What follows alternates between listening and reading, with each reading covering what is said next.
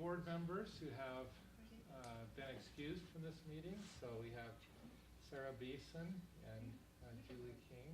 Aren't Julie and Ada calling in?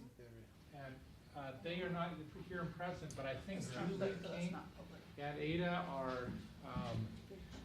are calling in. Is that right? That's two bodies right there.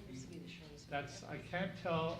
Julie is usually the purple one, but I'm not sure, so we'll see. Are you there, Julie? She hasn't called in yet. Oh, she hasn't called in yet. How about Ada? Okay, will you let us know when they call in so we can ask them questions, hard questions?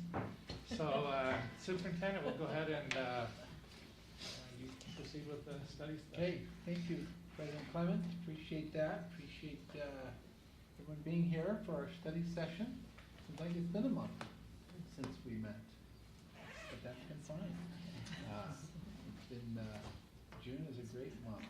So we have a couple things on the agenda tonight. First is Y2 Analytics.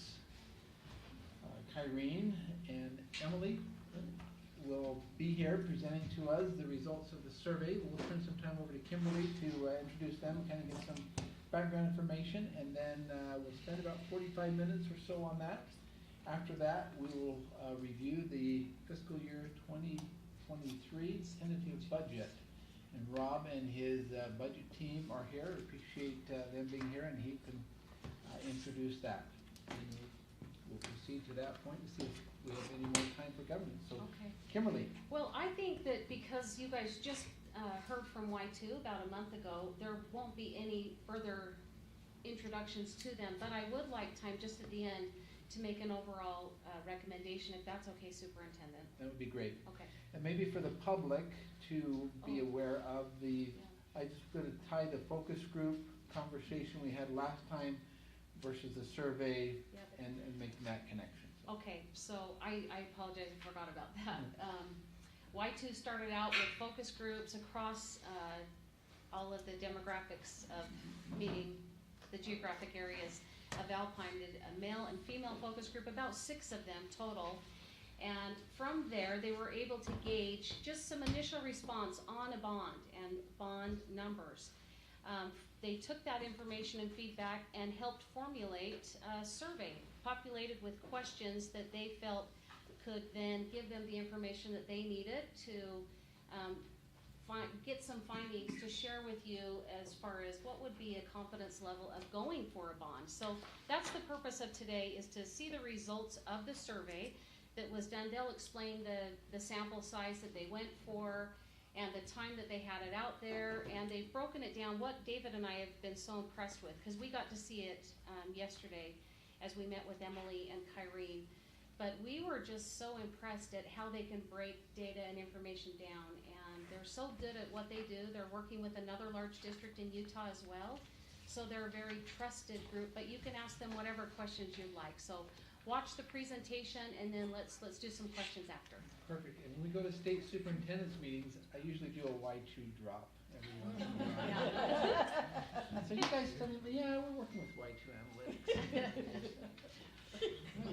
We appreciate that. Thank you, Superintendent, and thank you, Kimberly, for the brief introduction there. So as Kimberly mentioned, we started with focus groups and used the findings from that qualitative research phase to help inform a survey. Before we get to the meat of things, just a quick look at survey methodology. So we sampled in total 1,637 likely voters in the Alpine School District. Likely voters are determined based largely on vote history, but also a variety of other demographic and consumer information variables that we're able to append to the registered voter file. From those things, we build a model of each individual voter's likelihood of participating in an upcoming election. That likelihood is based on their participation in the last most similar election. And then for the random sample selection, their probability of being sampled to participate in the survey is the same as their probability of turning out in an upcoming election. So rather than relying just on self-reported likelihood of voting, we're looking at historical patterns and other data that indicate how likely someone is to participate, and using that to give us some assumptions of what the electorate is likely to look like come November.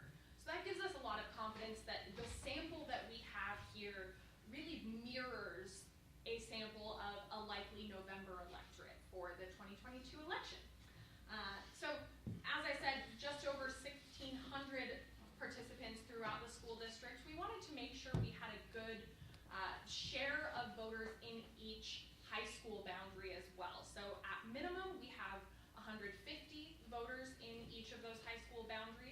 At most, I believe we had 227, which was in the Pleasant Grove High School boundaries. So pretty good balance there overall, and all of our demographic data has been weighted to be reflective of the likely voter population throughout the school district. So according to demographic variables such as age, gender, party registration, etc., we are broadly representative of that likely voter population, again, based on that voter turnout model.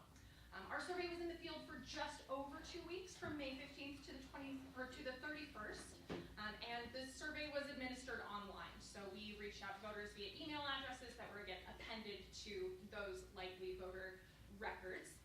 For a survey sample this size, our margin of error is below 3 percentage points, so about 2.4 percentage points in either direction. When we're talking about the sample as a whole, when we're looking at subgroups, that sample size decreases and therefore our margin of error increases. For our high school boundaries, we're looking at a margin of error of about 6 percentage points in either direction. So, done with all of the really technical stats talk, let's talk survey findings. So, high-level perceptions first. We asked registered voters who participated in the survey to evaluate the facilities in the district and the overall quality of education provided by the district. And overall, voters are quite satisfied with the services the district provides, both in terms of the physical structures and, again, that educational quality. When we ask, go ahead. Yes. I'm sorry to interrupt you. You're fine. This is old man eyes. Is there any way we could go to like a little, take the whole screen? We're instead working of- on that. Oh, you're working on it? It's, I'm the sorry, there's nothing issue I is can really do. on our end. Okay. We apologize. Okay. We can't get it to go on the full screen, sorry. Okay, so continue. I'll keep You telling might- the story, and when there are Yeah. important things on the screen, Thank I'll you. point them out to Do you. that, do that. Just read it to us. Yeah. Just can't read it. Yeah, I'll summarize the text heading slide and then we'll get on to the pictures. So we asked voters what they identified as key issues in the district, the biggest challenges that they see the district facing, and the things that come up most frequently are the overwhelming growth that the district is experiencing, and then how that impacts class sizes, teacher burden, etc., and then whether we're able to attract and retain high-quality teachers, whether they're being fairly compensated. So these are the issues that we heard a lot about in the focus groups as well, and that was reiterated and sort of confirmed in this quantitative stage of research. When we get down to brass tacks a little bit, we find that a majority of voters feel that the district is in need of additional funding to expand schools and build additional schools to address increases in student enrollment. And we have nearly half who indicate that they trust the district to manage additional funding responsibly. So there is a little bit of a gap there between the share of voters who acknowledge that the district has growth needs, has funding needs, and the share of voters who say that they express a good deal of confidence in the district in managing those funds. That's one area that we should probably address in our communications going forward, sort of building that foundation of trust with voters throughout the community. We'll talk a little bit about how we can do that. So initial reactions to a hypothetical bond proposal, we gave voters a snapshot of what ballot language could look like if the district were to propose a bond on the ballot this fall. And we have 61% initially say that they would definitely or probably support a bond based on the ballot language alone. So no additional information, no specifics about projects. 61% of voters initially indicate that they would be supportive. Now that initial reaction is usually a pretty good baseline, but we wanted to see whether or not that changed if we gave voters some additional information about the types of projects the district was interested in pursuing with potential bond funding, as well as some information about the district's track record and history with bonds and sort of repaying bonds, accomplishing those projects. And we find that after voters read that information, after they're presented with those additional details, we increase to 70% of likely voters who say that they would support a bond. Again, that's definitely voting for or probably voting for in total. We'll look at the breakdown of those numbers as well. And then the things that were particularly influential to voters, the pieces of information that were important considerations to them and sort of were correlated with that positive ballot movement, were messages about the district's history with bonds, new schools and projects that were proposed, and the fact that the district could propose a bond with a net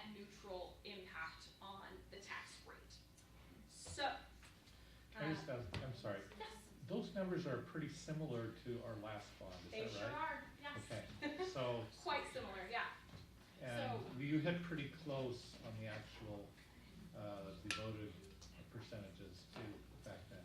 Yeah, yeah, so part of the level of confidence that we have here, because we are directly modeling the likely electorate and getting a good representative sample of voters that we expect to show up in the 2022 election, it gives us a level of confidence that we aren't just asking voters generally and hoping the ones who answered the survey are similar to the ones that show up. We have a pretty good estimate there that we're looking at apples to apples comparisons or similar groups of people as those who will participate in the election coming up. So we're pretty confident in these estimates. I will say a baseline like this where we're getting an initial reaction to ballot language and then we're only presenting voters with positive information or facts about a potential bond, this tends to be what we would call a high water mark. So campaigns or opposition to a bond or potential opposition to a bond could very easily erode these numbers. We would be thrilled but surprised if the numbers came in higher than this in terms of support, but we feel pretty confident that at least right now, based on the information available to voters, this is reflective of what the ballot would look like. Yes. So it says specific new schools/projects. Does that mean there are specific individual projects that voters were supportive of, or that they wanted the type, what project would be on the bond laid out for them? Do you see Let me get to the messaging that we presented voters with, because it's sort of somewhere in the middle there. Okay. So let's go through here and I'll get to some of the details. First of all, again, just some of the high level assessments. So we actually had about 43% of voters say that they don't know or don't have enough information to say whether the district is headed in the right direction or the wrong direction. But among those who expressed an opinion about how the district is doing currently, 2/3 say that the district is headed in the right direction. So starting from a pretty positive place, again, among those who are expressing an opinion, which is just over half of our likely voter population. When we ask them to give a sense of how they feel the district is doing in terms of providing educational quality, 54% say the district does a good job, 14% say the district does an excellent job, which means about 2/3 of voters say that the district is doing excellent or good, so positive assessment there. 22% indicate that the district does a poor job, and just 4% say the district is providing poor educational quality. So overall, quite positive evaluation. Again, 7% of voters there say they don't know or don't have enough information to express an opinion. In terms of the facilities in the district, we have overall very positive ratings as well. Again, 54% or a majority say that the district facilities are good, 22% say that they are excellent, so about 3/4 there providing an above average rating.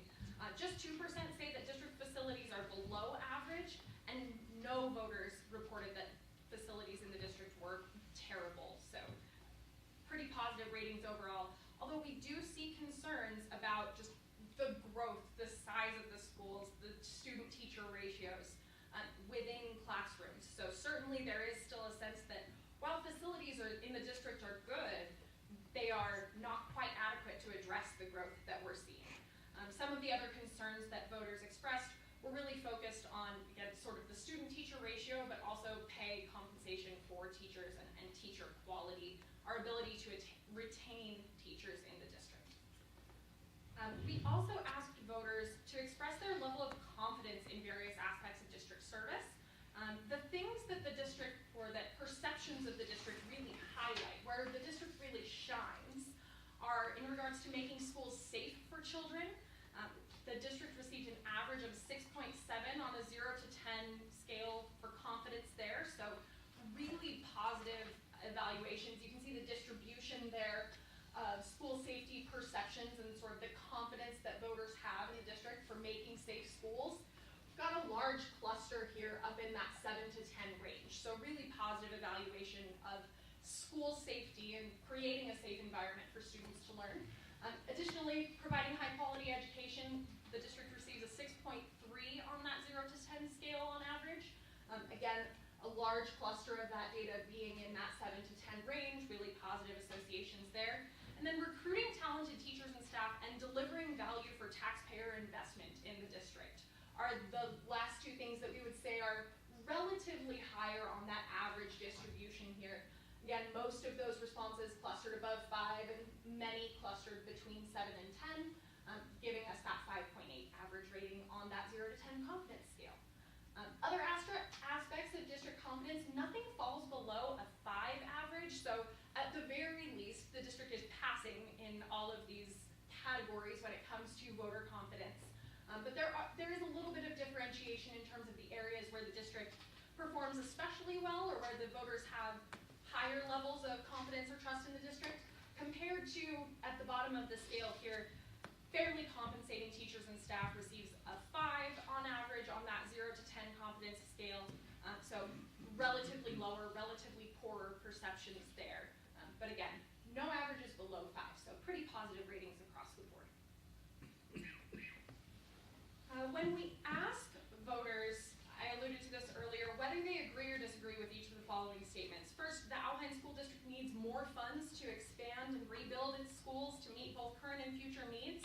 A majority of voters agree with that sentiment, 61% strongly or somewhat agree. And then when we ask whether voters have confidence in the district to manage tax dollars responsibly, you see we fall just below that majority marker, that halfway point, with 46% of voters agreeing with that sentiment, but 23% of voters are sort of in the middle there, neither agreeing nor disagreeing with that sentiment. So while we do gain some dissent here on the disagree side of the scale, we really find that there's a larger cluster in the middle compared to the voters who see the present need and the growth in the district. So again, 23% there, neither agree nor disagree. That suggests that there's really an opportunity to provide additional information to voters throughout the district to build that confidence. So initial reactions to the bond, and I apologize the bond language is very small on this screen. I'll hit the highlights here because I am not a lawyer, I am definitely not a bond attorney, and this is not my area of expertise, but we wanted to make sure that we presented voters with something that simulated what they would see on their ballot come November, should the district move forward with a bond proposal. So this is a draft of what the legal ballot language could look like. The prescribed pieces that are regulated by the state are presented here. So this is a fairly close simulation of what voters would see. We asked voters whether they would support or oppose that $595 million bond and gave them the household tax impacts were there not other bonds having been paid off, and expressed that because the retirement of existing bonds occurs, the overall net impact of this bond would be a $0 tax rate change. So all of that is reflected here. And then we asked voters to react to that hypothetical bond proposal, whether they would vote for or against this bond if it appeared on their ballot. And we start off with 61% total in support. As our board member mentioned earlier, board president mentioned earlier, this is very similar to the numbers we saw in 2016 as we were preparing for that particular bond proposal. And one of the things that I like to point out when we're looking at initial reactions to bond language, initial levels of support or opposition, is whether our most polarized categories balance out or outweigh each other in one direction or the other. There is a statistically significant difference between that 18% who say they would definitely vote for a bond and that 13% who would definitely vote against. And that's something that's a really good indicator that you have a strong foundation of support should the district decide to pursue a bond on the ballot this year. Again, starting at that 61% total support baseline is a good place to be. Generally speaking, we want to be in the high 50s to low 60s for that initial support baseline to have confidence that we're in a good position to move forward. Should that number be closer to 50%, we have some concerns because as I mentioned, this initial reaction tends to be what we would it's a lot easier for a negative campaign or for opposition to erode that support level. And if we're starting really close to 50%, we worry that it's really going to be down to the wire. But in this case, again, with your strong supporters outweighing your strong opponents based on the initial reaction, and seeing that solid baseline of support in total well above a majority, this is a pretty good confidence-inspiring initial reaction to that bond language.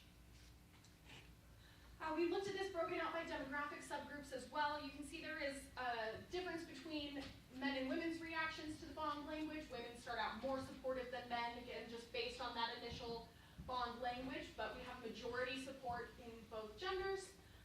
We have very little difference between households with and without children, which is astounding to me. That is very interesting. It is so rare when it comes to a school bond that we see children in the home having so little influence. So it's clear that there is significant recognition of the needs in the district.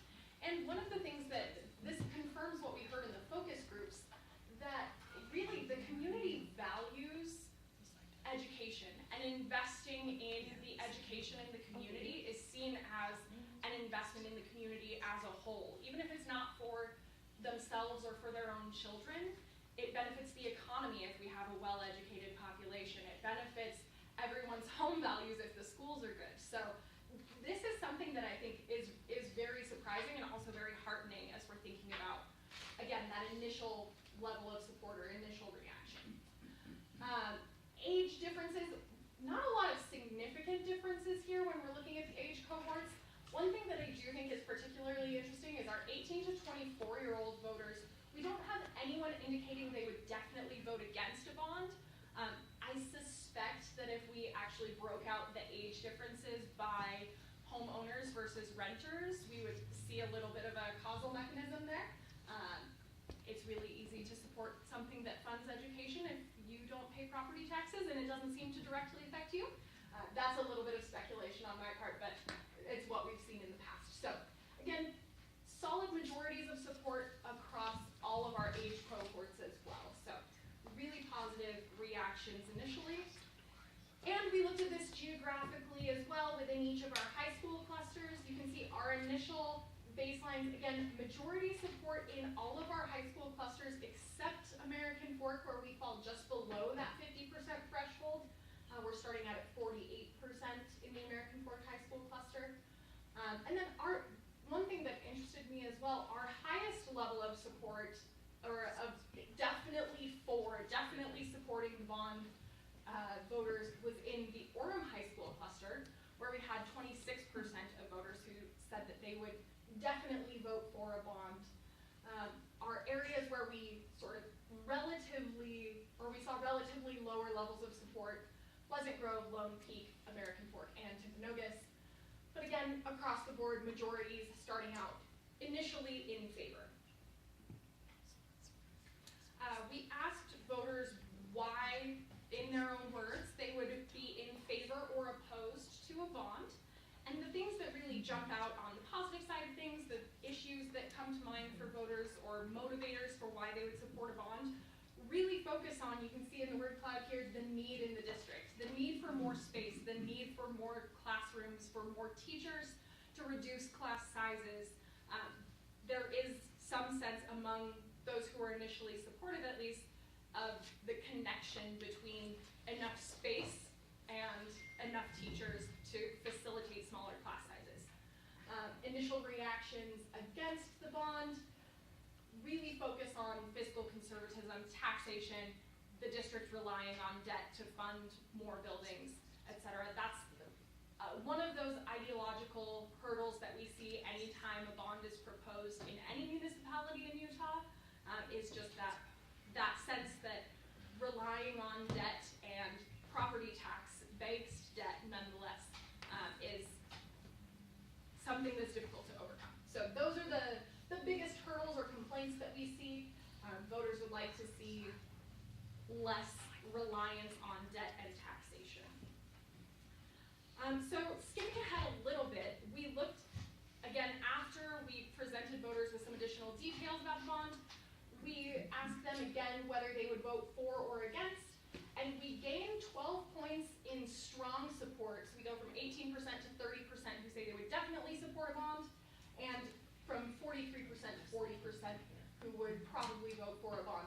In total, we grow to 70% total support. So again, really positive movement here when voters are given some additional information about what the district is considering here and the district's track record as well.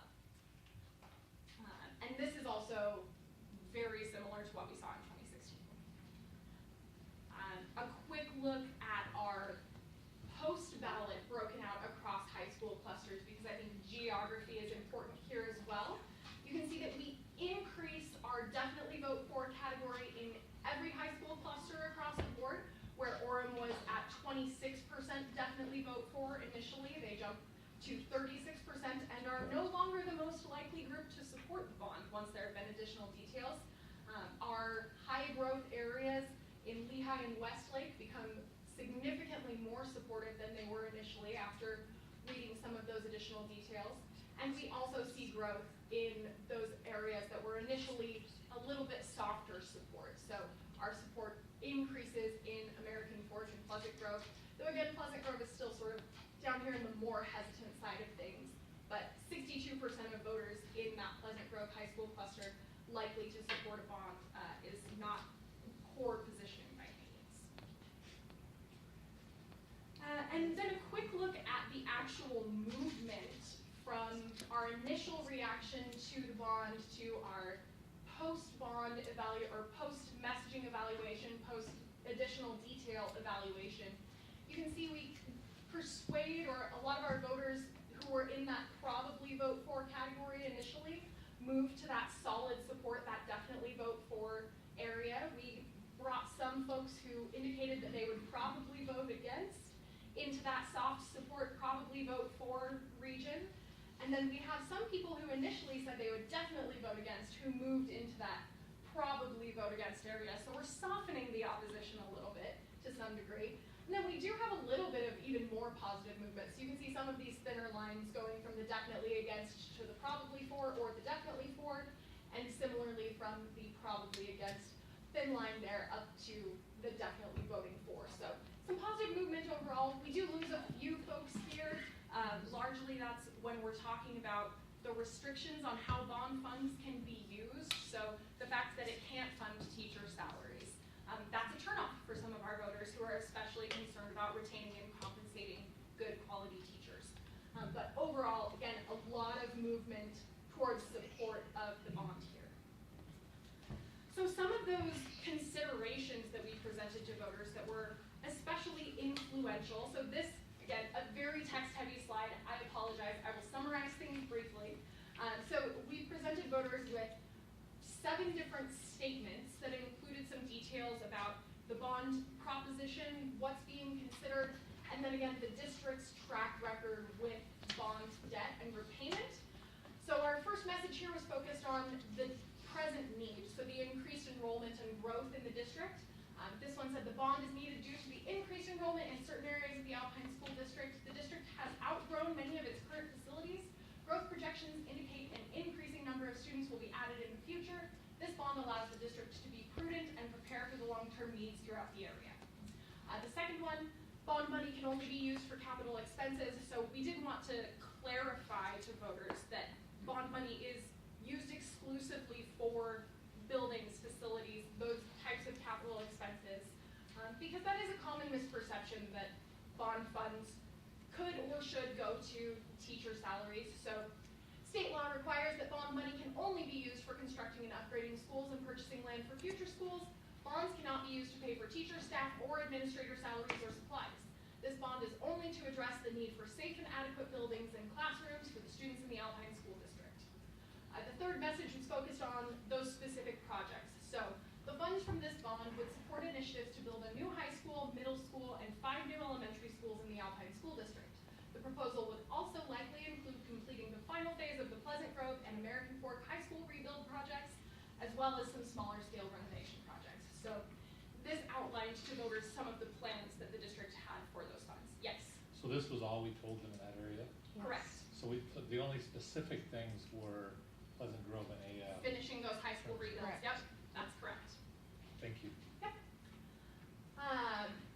Another message focused on that no tax increase, so the lack of impact on voters' taxes. Because of the size and diversity of the district's tax base and the rapid growth the district has experienced over the past 5 years, the district is in a position to place this bond on the ballot and complete much-needed capital projects without increasing taxpayers' tax rate. Another message focused on the approach that the district took in 2020 and their reaction of the district to the public input that was received. So, in 2020, the district considered placing a bond on the ballot. However, after listening to feedback from voters, the district pursued a variety of alternative options to maximize the use of current facilities and respond to the changes in student enrollment without incurring additional bond debt. These alternative options included online classes, school boundary adjustments, and school consolidations. While those solutions were sufficient at the time, the district is now in urgent need of bond funds for additional school facilities and improvements to accommodate students throughout the district. So, again, listening to voters, reacting in 2022, implementing alternative solutions, but now the needed solution or the need is for additional facilities. We also included a message about the district's track record. So with the last 3 bonds passed, Alpine School District has accomplished all of the projects they set out to complete and did all of this during difficult economic conditions that caused other districts to fall short of completing similar bond projects. Alpine School District has a track record taxpayers can trust. And the final piece of information we presented to voters was regarding the district's tax rating. So the Alpine School District has a AAA tax rating, or credit rating, excuse me, and a long-standing history of paying back its bond debts ahead of schedule, generally over a period of 17 years rather than 20. This results in 3 years of interest savings and positions the district as a trusted borrower with access to favorable interest rates. So, this was all of the information we presented to voters following that initial bond language. And this is voters' initial reaction to each of those considerations. So you can see all of these were rated as at least somewhat important to a large majority of voters. We have a good, solid response here to all of these considerations, but relatively speaking, voters were especially impressed or indicated that the no tax increase in the district due to the growth and diversity of the tax base was very important. 58% there, so a majority fall into that very important category. 54% each of voters say that the district's AAA credit rating and the track record or the history of success with past bond projects was a very important consideration to them. 52% of voters said that the increased enrollment and growth, just the pressing needs of the district, was a very important consideration to them. And 51% said that bond money only being used for capital expenses was a very important consideration. We fall just below that 50% or majority threshold in that very important category when it comes to the specific projects and the temporary solutions that were implemented in 2020 that they now urgent needs. We took all of these considerations or all of these pieces of information and put them into a linear regression model, which allows us to find statistical correlations between positive movement on that ballot and reactions to each of these considerations or pieces of information while controlling for demographic information. So controlling for age, controlling for high school cluster.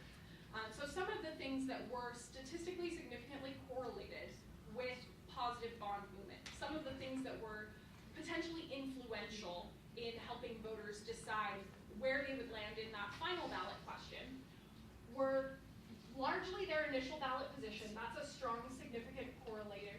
But when we talk about the district's trustworthy track record, the history of success in completing bond projects and paying debts back on time and ahead of schedule, frankly, those things are persuasive to voters. Those are pieces of information that help to build that foundation of trust, build that confidence in the district that we see was a little bit lacking in the initial questions about the difference between the district's needs and the level of trust voters have. The specifics of the bond, so the school projects and the types of things that would be funded by the bond, were also persuasive to voters. You can see that's a positive, significant correlation there. And then the fact that the bond will not increase their property tax rate is also a persuasive piece of information, a very significant correlator. And then alternative options being used in 2020. So the fact that the district district listened to voters in 2020, pursued alternative solutions to address the needs that the district was facing at the time, and now the need is clear and present. That is also a significant predictor of positive bond movement. And then Westlake and Lone Peak High Schools also pretty significant growth there in support after they've seen some of the details. I think it makes sense that those high growth areas of the district become increasingly supportive as they see more information about the growth and the district sort of acknowledging the need in those areas. Specifically looking at the American Fork and Pleasant Grove High School areas, because those were a couple of the high school clusters that were less supportive initially, we wanted to see what was especially persuasive to those voters. That trustworthy track record, that history of accomplishing the projects that the district has set out to do. The specific new schools and projects that were listed was also a strong, significant predictor there. I think the fact that American Fork and Pleasant Grove High Schools were mentioned specifically probably doesn't hurt for voters in those areas. This would suggest that it is a significant predictor of that positive movement. And then again, the fact that the tax increase would be neutral, or in other words, there is no effect on voters' tax rate, is also a strong positive predictor there. We also asked voters before concluding the survey what the most memorable piece of information was, or what was it that really resonated with them the most. And what it came down to was really a lot of focus on the need in the district and the district's history of using bond debt wisely, of accomplishing the projects they set out to accomplish. We pulled out some of the quotes here that were particularly illustrative of the themes we heard. So the district has a plan for growth and a track record of their plans working. Another voter said that it's impressive that the district has done so in a shorter amount of time than was expected.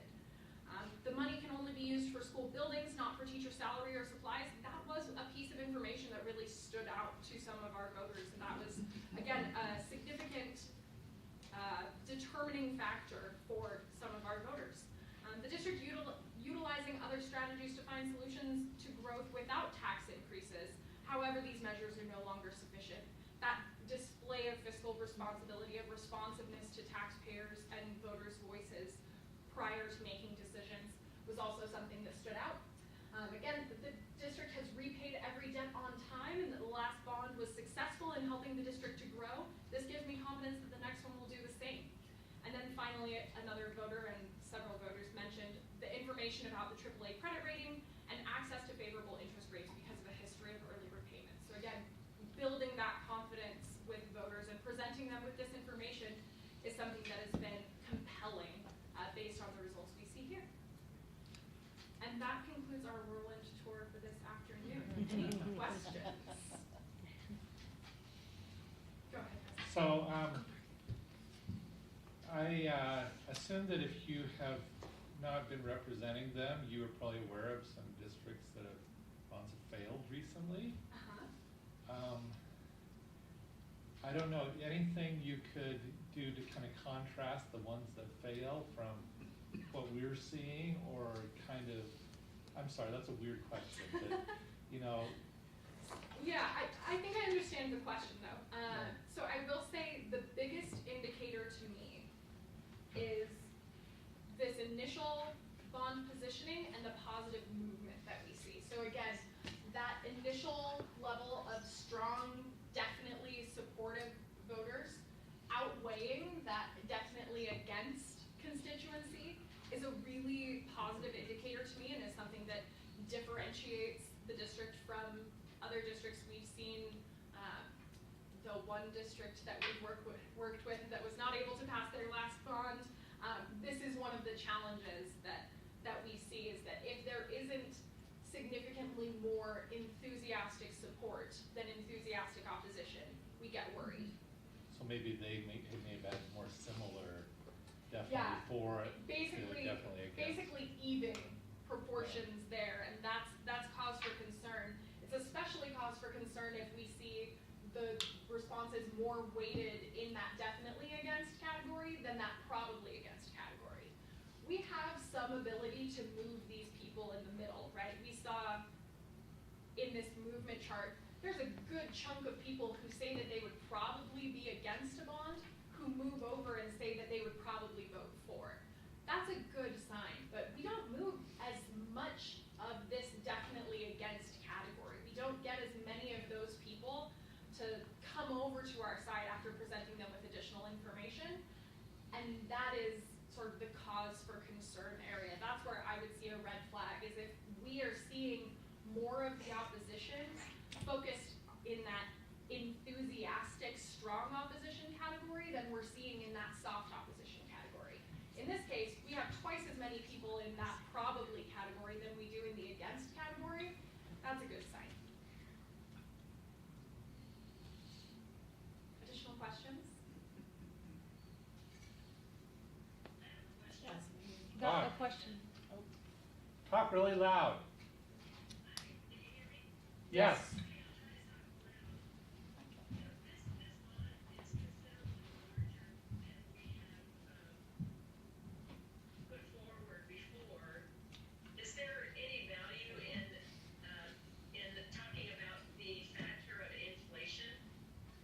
So I will say one of the things we heard in our focus groups was that folks are aware enough of the inflation and the cost of living rising right now, that the cost of construction increasing, that this larger bond amount didn't create the level of sticker shock we were expecting.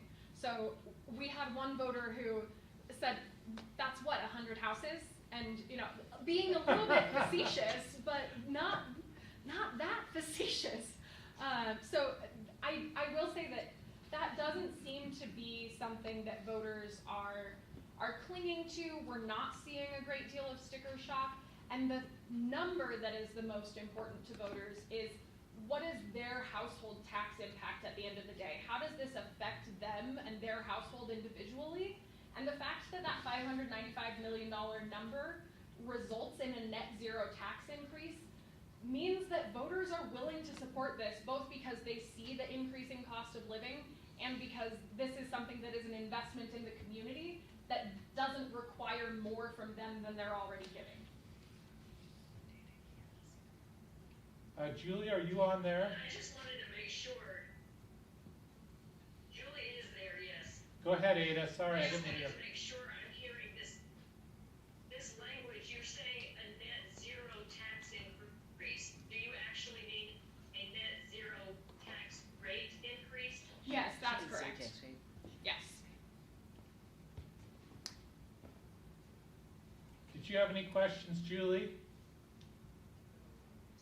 I don't have the time, no.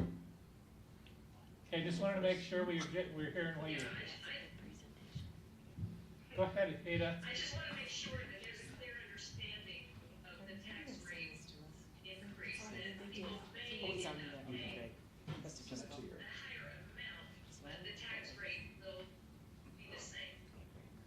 Yeah, I had the same concern, Ada, and I actually looked, again, since this was all online, the language always said no tax rate increase. However, there's probably a large number of voters that didn't know what that meant. And so, but I did notice in here, in the language on the bond language actually specifies that there will be an increase of $87 per household in the taxes paid. So I believe that it was pretty clear that even though the tax rate stayed the same, that there would have been an additional number of dollars for each taxpayer. Does that help, Ada? Okay, I just wanted to make sure that was clear. Thank you. All right. I'm sorry, but I wanted to ask you another really hard question. By all means. I can't remember whether we asked this before, but I think that we have felt we didn't want to do probably tax increments in the same year as we do a bond. But I'm just wondering, did you, in maybe your focus groups, did any of them say anything about that, or as you worked with other districts, have they tried doing that in the same year? Or it's a long shot, but if you have any intuition, I just wanted to see what you would think. My sample size there is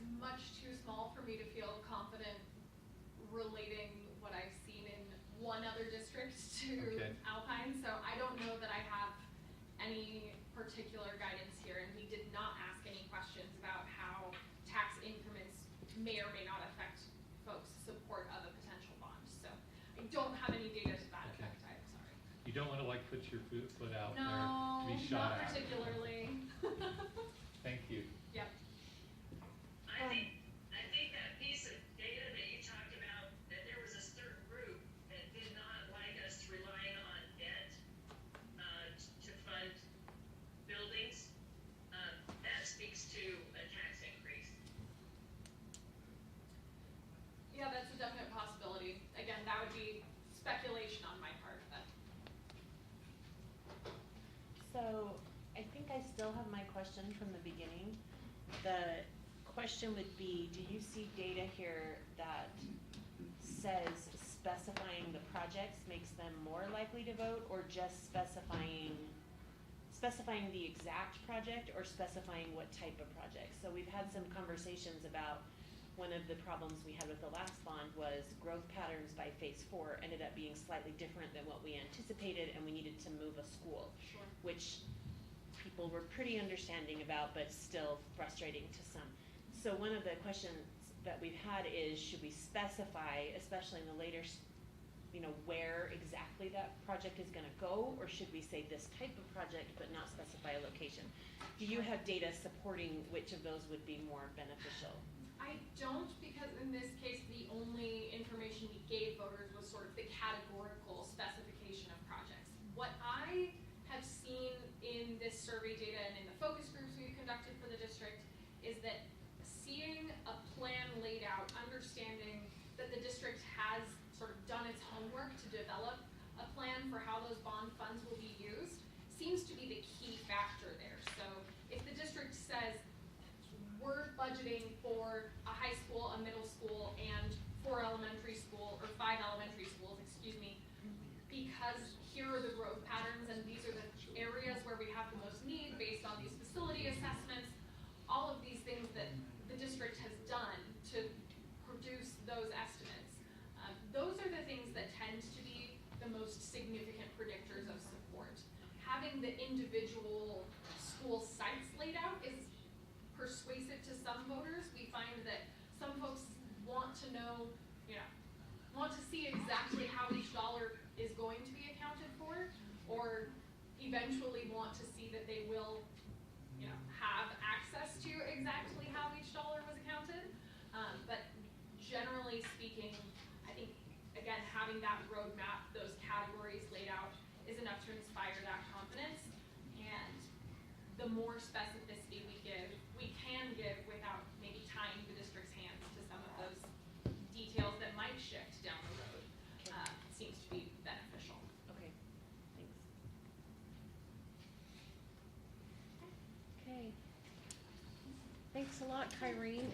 Kyrene and Emily, they're on such a great team, and they provide so much strong information that should be valuable to you as a board as you now wrestle through where you're going from here, or where you're gonna direct Shane to take our team. But from our end, we'd like to make a strong recommendation to proceed with a bond, a $595 million bond. We get a strong sense from our third-party group that there is a high confidence level to support one.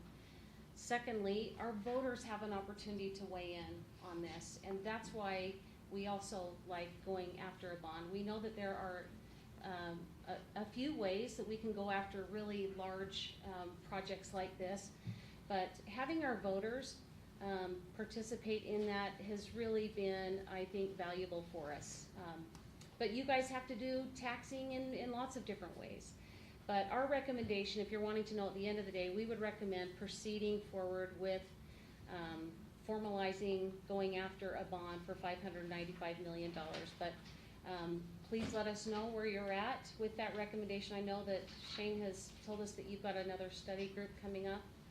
And finally, people will be asking, what about this particular survey? I want to look at the data information a little bit more clearly. I want to go through it myself. Y2 is creating a summary of this information to have available. David will put it on. He's working with that PR committee on a bond page for our website. and he'll have it up and running. We asked about that yesterday, so they're gonna be working on a document that will then allow this to be accessed by the public. Okay? Thank you, Kimberly, appreciate that. So the timeline would be, we had the focus groups, we did the survey, we bring the results back. We'll have a board meeting in July.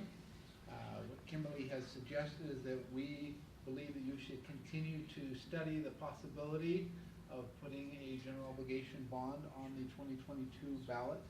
We would like to prepare for next meeting a list of potential projects, scope of that bond for your consideration. If there are additional pieces of information that you would like to look at, let us know so that we can present that and have that prepared for our July meeting for additional discussion and deliberation in preparation for an August determination by the board whether or not we put a general obligation bond on the 2022 ballot. So, if there's additional information you would like to receive in that July study session, let us know. But it will. The plan right now is to contemplate the projects that would be included in that $595 million bond. Okay.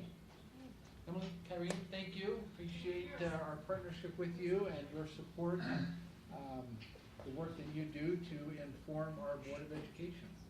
By the way, in case you're wondering how different things you say actually sway people that are listening, as soon as you said regression, my heart just I'm so glad. The computer science type. I'm so glad to hear that. He was so glad it wasn't recession. It was just regression. Oh, I must have got that wrong. Rob, we'll turn some time over to you. Appreciate you and the team members that you have here and the work that you do as our business administrator. And you saw, I think, from our previous survey, just a high degree of public trust in the financial workings of Alpine School District. I think that's a tribute from the public to you and your team and the great work you do. So we'll talk a little bit about budget and the tentative budget for fiscal year 2023. Thank you, sir. Maybe we'll talk about it, see if we can get it to pull up. And if you want to know where some of the information on the actual projects can be found, it's in the budget on page 29. There are specific dollar amounts for each project that were completed this last year. Cascade Elementary in Orem and Central and Pleasant Grove and Trailside and Vineyard and Lehigh High final phase. I'm not sure, is that Lehigh? Just off the freeway. Silver Lake Elementary in Eagle Mountain, Greenwood at American Fork, Harbor Point, and Saratoga Springs. So there's some details there within the budget document. And I think, look at that, we actually are up. We've had a study session where we've reviewed budget information and the process and gone through details. This process can't be completed without the work of our business team, and specifically Randy Upton, who's our Director of Budgets, his assistant, Jason Sunberg, and we have the rest of our budget team, Crystal Michaelis, Larlene Nebeker, Austin Harris. Appreciate them being here.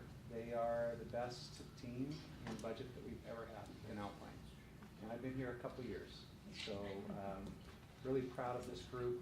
I met with a couple of board members and one that we wish would plan on being there but couldn't because of a flight delay. We went through the questions of board members, and we always make time to sit down with our board members and let them ask details. And what about this on page that? And is there a typo on this page here? Or did we miss this there? Or et cetera. And honestly, it was the shortest conversation we've had ever. And I think that's a credit to this team. And so I just wanted to, right as we start, I wanted to thank them for their hard work. And thank our board for your thorough review and the many questions. But again, the list of questions were fewer this year. And I think that's a credit to our board, but also a credit to this team. We also have Steve Reese, who's our Director of Accounting, Robert Boyer, who's our Assistant Accounting Director. And I think I have a couple more team members online. Dana Hardman, and a couple others who are listening in from home. So great team, and I'm privileged to serve and work with them. We prepared a few things for you since we've gone through all the details and the budget and the process and who's involved and how the requests come in. All of that's available online for the public. They're on the Business Services Department webpage. There is a tab on the left side. You can click on the budget. It's available to everybody. It looks like this. There's a copy on file in my office.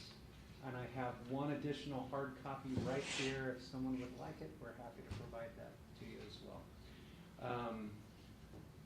The other thing I wanted to point out is all of the folders with requests and the calendar, and all of those things are also online that can be seen. With that, I'm going to transition.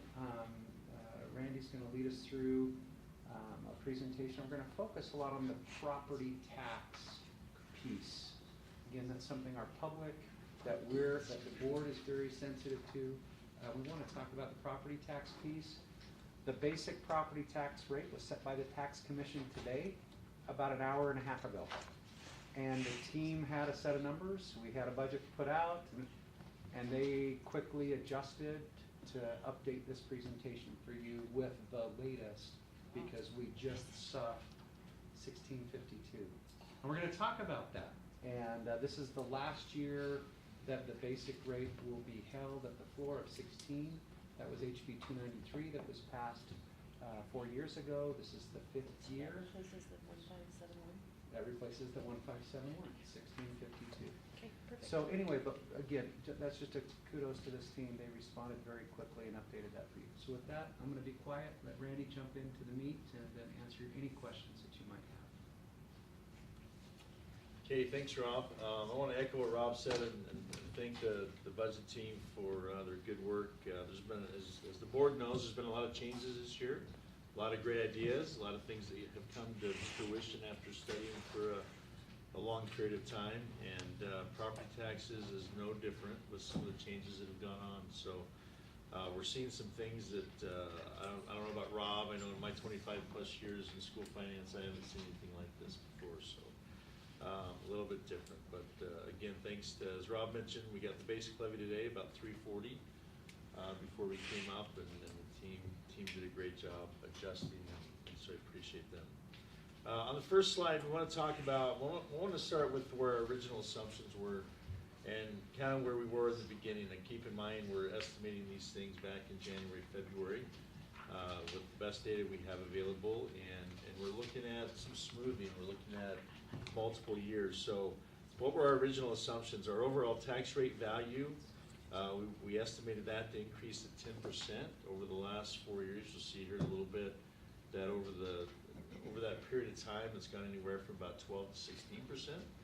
And so again, being conservative on revenues, we said, hey, we'll estimate an increase of 10%, knowing that we probably have a little bit of wiggle room, and it would go up a little bit more than that. Our tax rate value due to growth, though, that piece of it, which is new revenue for us, we estimated at 5%. So we've been right in the 4 to 7% over the last 4 or 5 years, which we'll see on the later slide. So that was kind of one of our assumptions. And then we also estimated that the rates, along with that, we have to estimate what the rate's going to decrease, right? So through the certified tax rate process, as an existing property increases in value, the rate decreases so that you have the same budgeted revenue from year to year outside of growth. And so we have to estimate, hey, what is the certified tax rate process going to do to rates? And we estimated that those rates would go down about 5.2%. So they've been anywhere in the last 4 or 5 years between 5% and 7% or 8%. So those were kind of our assumptions as we went into it. So the real question is, what happened? Where are we really at? So that's the next slide. So first of all, the overall tax rate value increased 35.6%. So 25%, 25.6% greater than we had estimated. Now, the first thought by, I think, a lot of individuals not dealing in property tax as their day job would think 35%, wow, look at all the extra revenue you're getting, and we wish that were the case. But as we'll find out through the presentation, it's not as simple as that. Our tax rate value due to growth was 7.4%, which was very helpful. Certified tax rate actually decreased 22%. So as the assessed value went up and the rate went down, it obviously decreased more than the 5.2% we had estimated, and was outside any norm we've had over the last little while. Our board local levy decreased 23%, and we'll explain in a bit why that occurred, and why it's greater than the overall certified tax rate. The charter school levy decreased 11.3%. So those are dollars that we don't actually see in the school district. Those are dollars that are pushed to the state office and then distributed out to charter schools. And we'll talk about that process here in a little bit with the charter school levy and how that affects us. So those, you can see in the chart here, you can see what our 22 actual rates were. If you remember a year ago, went through the capital outlay local levy, put that at 803. We said, hey, it's going to go down to 761, and went down to 626. And you can see all those things along the lines there, what our rates went down to. It's pushed our debt service rate down to, based on our principal and interest it's due in the 23 year, down to a rate of 1714 from 2219 the year before. So there was definitely some significant changes. The next slide shows just some tax rate history. Over the period of 2014 to 2023, our tax rate has gone down 17%, or excuse me, 34%. Between 22 and 23, our tax rate's gone down 17% overall. So you can see, I remember when I was at a previous district, looking at the top districts in the state, and Alpine was one of those at the time. I think they were in the top 8 or 10 assessment rates, and I would dare say we're probably in the bottom 15 now, somewhere in that realm. So those are the tax rates. The next graph shows us the adjusted tax rate value. And really what we want to show here is the extremity of the increase in the value. So we've got the blue line that has the dollar amounts, which is the grid on the left. We've got the orange line, the red line, that has the percentages. So if you can't read those, it ranges anywhere from 11 to 12 to 16.7% in that second year, and then 35.6% this last year. So one can see by looking at that overall, history of it, and if we were to go back 5 more years, we would definitely be in the same realm. But the 35.6% is not something that I think if I had gone to Rob and said our value is going to go up 35.6%, I think he probably would have laughed me out of the room. So it's just not something that's kindly left me out of the room. It's not something that you can really anticipate. So just to show you kind of an area there that how extreme that 35.6%. So what does it do to growth? Let me just jump in on that. As the team saw that, our initial thought is there has to be an error. There has to be something that's driving why, when we're in this kind of band and the deviation's relatively consistent over an extended period of time, a spike of 3x would cause you to say there's something not right.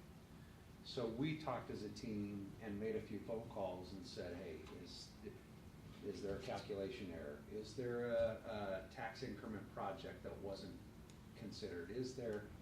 And the response from the county was no, it's correct. And so again, as Randy said, if he would have said, Rob, we need to plan on a 35% increase, I would have told him. I said, no, go back and rethink that. Because that's not anywhere in the mathematical or statistical modeling that we use to say this is a change in 1 year's time. I've never seen that in 28 years. And so that's something, again, that drives that rate down significantly, which is what we're sharing with you today. This is in your presentation. It is not in the budget book. Okay. It's in the presentation. Just for what his tonight. last one was. Email you sent us. Yeah, you have it. So. I just said to Stacy, is anyone else tired of being in a statistically anomaly Yeah. phase? First pandemic in 100 years. Oh. I mean, it's what we know. What would we do if it wasn't that? Yeah. Okay. So as we realize within the boundaries of Alpine School District, the assessed value is going up. Now that's for existing properties. And so a property that we would not designate as a new growth property, those values are increasing. So as new properties are built, and if you've been around the school district at all, it's not slowing down. What do you think would happen to the values of those new properties? I would think, and I'm in a minority, I guess, when it comes to the county, I would think that those values would increase as well. So our growth would increase in a more significant value. So as you look at this next chart, you can see that our growth is at 7.4%. Our growth over the last few years has been 5 to 7%. And these are new dollars that have not been part of the assessment value in the past. And so these are new dollars that we can capture. And so the value goes up 35%, but the growth is still staying about where it's at. We're a little surprised by that. And that was, as Rob mentioned, one of the reasons, one of the contributing factors why we thought, hey, there's got to be an error here. So one piece that the certified tax rate process does not take into consideration is inflation. So typically you have inflation, we've enjoyed inflation at 1 or 2%, and so as we get that new growth, that helps offset some of that inflation because the growth has been higher. This year, however, as you can see on this next graph, average inflation has been 7%. So our growth is at 7.4%. Our inflation's been at 7%, so it's basically offsetting the inflationary factor. So do we really have new dollars and new growth? And we're going to show you an example here in a little bit, which is going to show to you, no, we're actually not having new dollars from a growth perspective to help meet the inflationary costs of the school district. So any comments on that one? Good there. Okay. The next slide we want to show you is just the drop in the certified tax rate, which is a fancy word for saying we keep our budgeted revenue the same the prior year as we do this year. That's really what that boils down to. So again, the annual percentage change is anywhere from 5 to 7% as far as a decrease in rates. You can see that we dropped 22% this year in our capital and voted rates. They looks like one line, but there's actually two different rates there that are decreasing the same. And then we have the board rate, which is on the orange line or red line, that dropped 23%. So why is that the case? So we have a rate called the charter school levy. That charter school levy is calculated outside of property taxes for a dollar amount that the district must contribute based on our assessed valuation. That rate, at the start of the year, they take last year's budgeted revenue and they lump it together with the board leeway revenue or board levy revenue. So it's one revenue source. They run it through the certified tax rate process. That rate decreases. If you're in a growth state like we are, that rate decreases. And then they take the amount that's necessary for the charter levy to generate, irrelevant to the certified tax rate process, and they pull out that rate from the board levy that says this is what it's going to generate. So, as we noted earlier, the charter levy went down 11%, right? But all the other rates are going down 22%. And that's because of the amount through a separate calculation of the charter levy has to generate. Our belief is the charter levy should really be independent, right? It shouldn't be part of our certified tax rate process. There has been 1 year over the last 4 where we actually had a little extra board leeway money because of that process. But in a growing district like we are, typically you're going to see that rate decrease your board levy farther than what your other rates are decreased. So why is that important? Okay, is that confusing? This is why it takes 15 minutes to explain the tax increments to somebody. Yeah, there you go. It's true. Speaking of tax increments, the next slide. All right. So we've preached to the board. The key. So there's an item called the state guarantee on both the board local levy side and the voted local levy side. We preach to the board that the key is we want to be at 20 increments. That's how we maximize our funding. And that still hasn't changed. So one of the questions that comes up as you look at the FY23 rate, where our voted local levy has been driven down to 1248 and our board local levy has been driven down to 429, we're only at a total of 1677. So what happens? Well, there's a provision in the law that allows for a hold harmless for up to 5 years. So there's a 5-year look back period. So because last year we charged $1,600 for the voted leeway and we were above 4 increments, which is the max we can have as a total of 20, those rates will stay intact for a 5-year look back period. And so even though our 20 increments is at 1677, we'll still be fully funded at the state guarantee of 20 increments. hold harmless during that time. So, keeping in mind that, in preparation for the next slide, keeping in mind that for every dollar we generate locally, we lose $1 of state guarantee money, right? So the state comes out and says, at a certain rate, we're gonna guarantee you're gonna generate X number of dollars, and if you don't generate that, we're gonna pay you the difference, okay? We can report to the board that we're within about $3 million of not generating any state guarantee money as of property taxes in the 23 year. No matter what we do.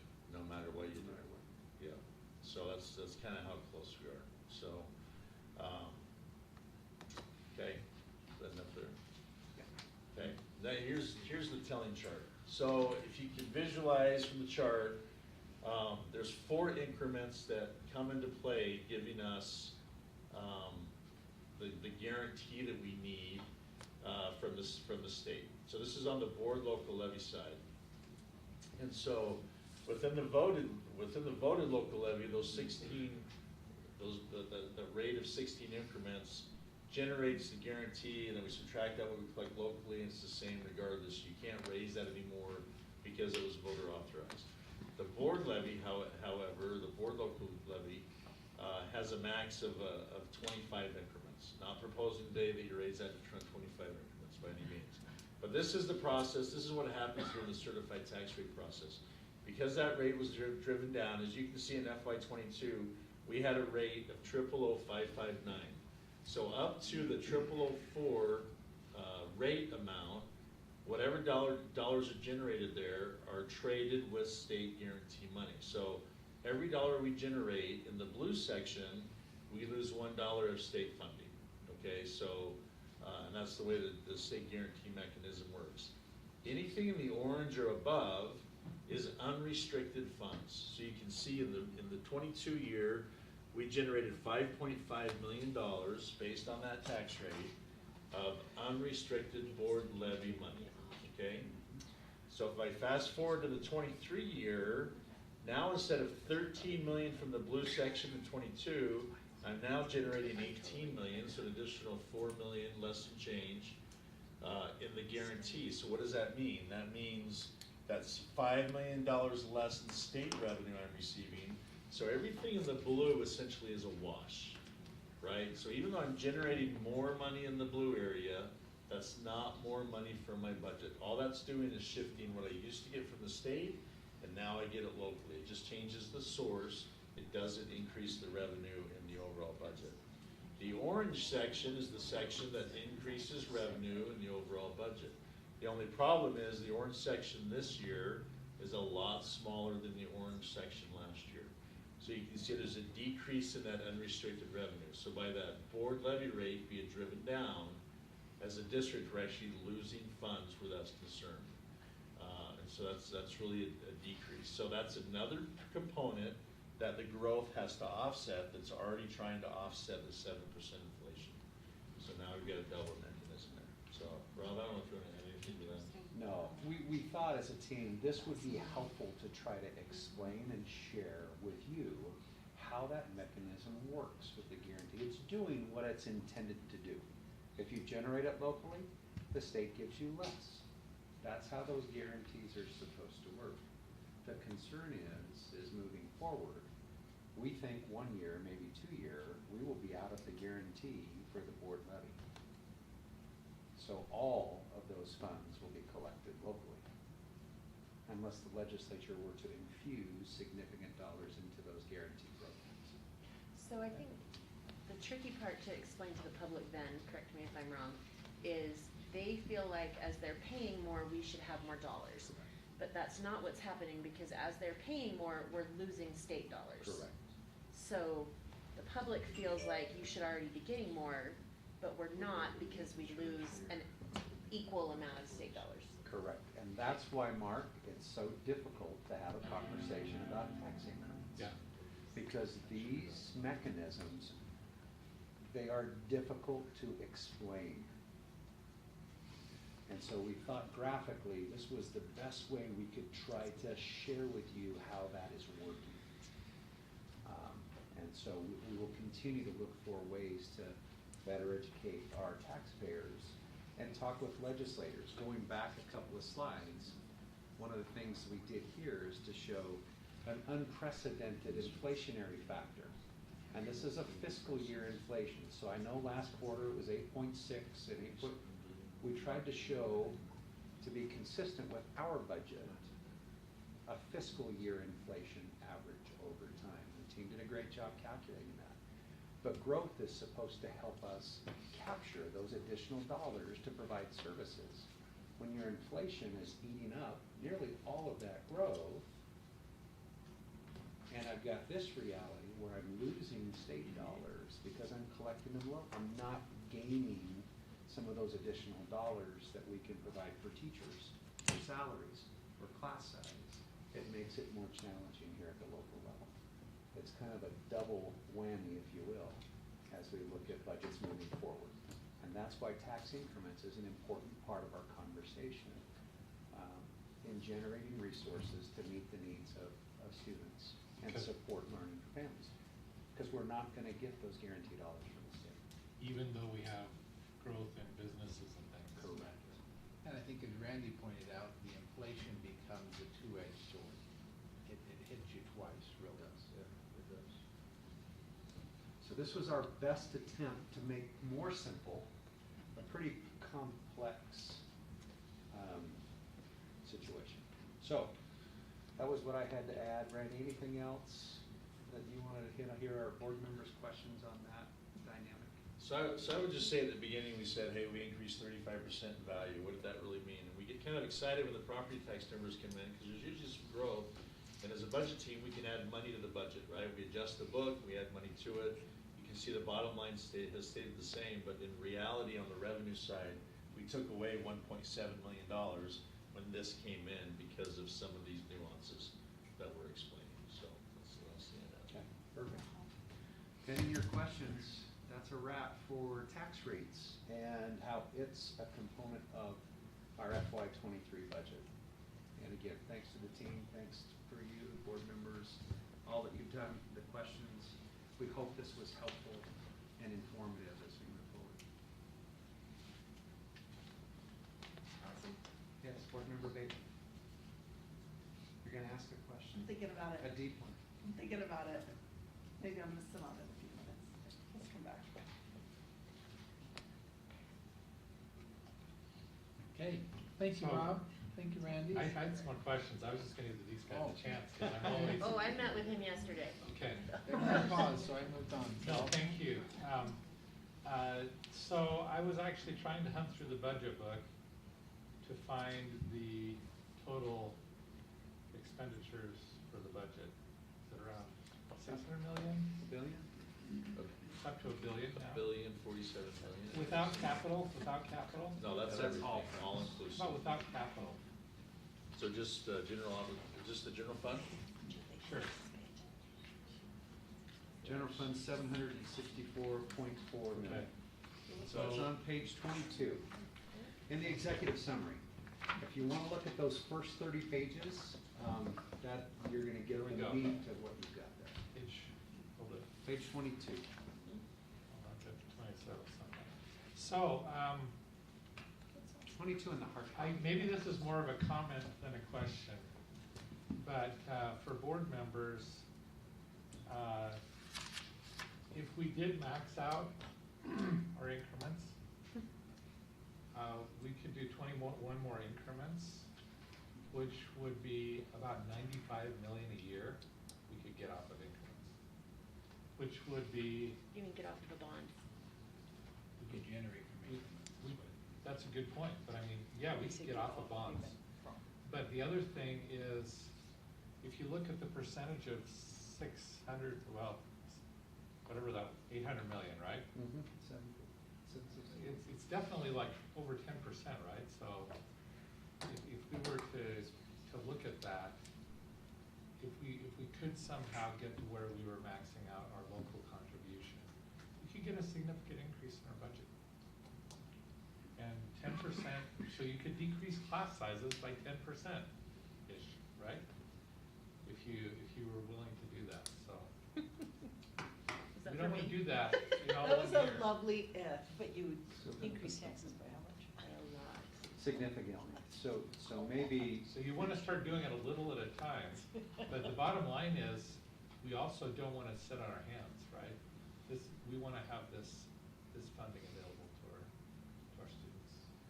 the ceiling for a board levy is 25 New Memphis. The floor is 0.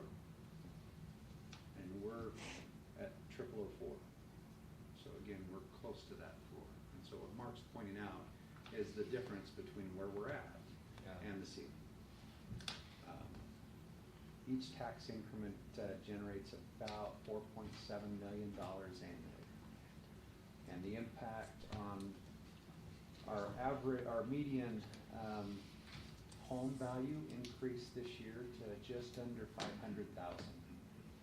Again, part of that value, significant value increase, is that median value is $499,800, which means the average is higher.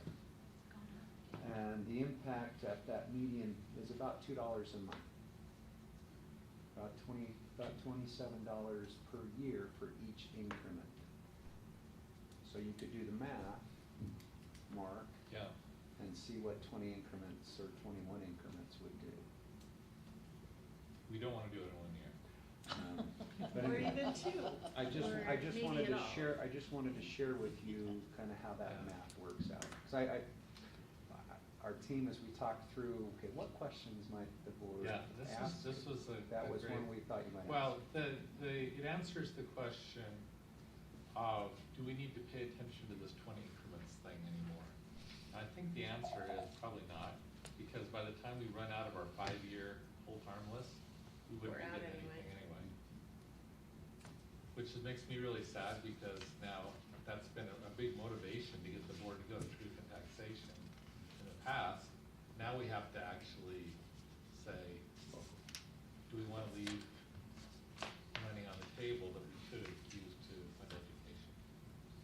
Is there any precedence or history of a local area decreasing that value to then qualify for state money? Or once you hit that threshold, you likely just stay there? That is a fantastic question. Alpine School District, years ago, when Geneva Steel was operational, we were one of the highest assessed value districts in the state. Park City at the time was one of the lowest. Interesting, several decades later, Alpine was one of the lowest because of our prolific growth and some of the unique issues with our tax base, how that shifted. And that's pre-Silicon Slopes. And this board, prior boards, had an impact in Silicon Slopes in our partnership with Micron and other companies. But it was interesting that we were high, and then we were one of the lowest assessed value per student, and then qualified for a lot of guarantees. So can a district shift? Absolutely yes. In Morgan School District, where I was before here, we had a cement plant in Croydon. If you've ever been to Croydon, there's a wonderful place to eat. It's on the left-hand side of the road as you're going up the canyon. Next to the brown cow. Yes, right next to the brown cow. We used to stop there and eat. But the cement plant there in Croydon was one of our largest taxpayers, and our tax base was not diversified. So when the cement plant protested its tax value, and it was supported by the tax commission, and they dropped about 20% in value, it changed our qualifications significantly in a 1-year period of time. So can that movement occur? Randy could probably talk to you about his experience in the Uinta Basin with the oil, the boom and the bust, and how that significantly impacted revenues, whether they be local or whether they be from the state. So the answer is yes, it can happen. It's not as common, but we're more diversified now. It's likely not to have those year-to-year swings. So it's interesting you bring up Park City, because I'm now not remembering exactly, but it seems like their per pupil funding is like 30% more than what we get, because they have their tax base. They have a large tax base that doesn't have very many kids, bottom line. That is true. But I wonder what they're seeing due to this weird year, because I'm sure sure that all those condos and thing are appreciating like crazy, and so their rate's going down. But I wonder if they're having the same stagnation kind of thing due to the rate going down further than inflation's going up or something. I'd have to check with Todd. My Interesting. initial discussions with Steeple, Salt Lake County increased their values 20%. And so we were trying to say, well, we had estimated 10. How far off were we going to be from Salt Lake? And again, we were 35. Park City, my guess is they're up significantly. The values are up significantly, and growth is also significant in Park City. There's a lot of building going around. Now, what that is, I don't know. I'd have to look into it. I guess I'm kind of putting on my legislative hat. I wonder if this is a general problem across the state that we should be addressing through some kind of legislation, because with the amount of growth that we're getting, we should be getting additional dollars, particularly our growth in businesses. And if that's not happening, it seems like we ought to be trying to find out how to change things so it does. I think there's that challenge, and I think there's also the challenge of this board coming to terms with, if we no longer qualify for state money, that's a challenge. The benefit of that is our taxable, Every dollar we earn, we get. we get. And so we have the potential to generate, the challenge of that is increments, but we do have the potential, now that we have qualified, to say, okay, can we do something with our own tax base and rate to increase the revenues coming into Alpine School District? I still think if you let that go down below 20, it's bad PR with the legislature. But I think making sure our legislators understand that we went down 12 increments this year. Like, because last year we debated, were we gonna do 1 or 2? Should we do that? We didn't have to do that to stay above the 20, and we decided to do a couple, and even though we did it when we didn't have to last year, now we're down to 12, which we can't do in a year. And I think this challenge is not unique to Alpine School District. Living in American Fork, I Right. just got a tax notice from American Fork City. They're dealing with that same thing, that Right. even though the tax base increases, that does not generate automatic increases for us, especially when you have that inflationary factor that is negating the growth. Great Anyway. questions. I understand more than I did when I came. Your Team did a great presentation helped job. me. Hey Rob, so it's Park City's assessed value went up 38%. 38%, And their 35%. growth went from 544 to 800 basically. Wow. So they're 800,000 of 20%, so. And we'll So see. same kind of scenario, their growth did not skyrocket like their They assessed will value. introduce some increments. Wow. Did you have any questions, Julie or Ada? 759. He is no longer on. Okay, we'll assume no. Okay. Oh, what was that, Julie? I think you said something. I said, I don't have any questions right now. I was aware of the information, so, yeah. Okay. Thank you. We are like the liquid, we fill our container, we fill our That's right. time, and, So we will now adjourn for dinner, and then we'll be back at 6 o'clock. Or-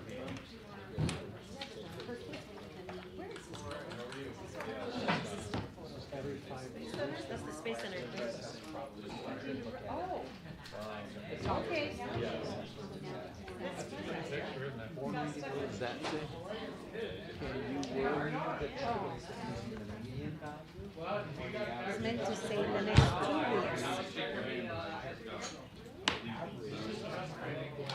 weeks. Last year, in the next 2 weeks. Last year, she was asked to do these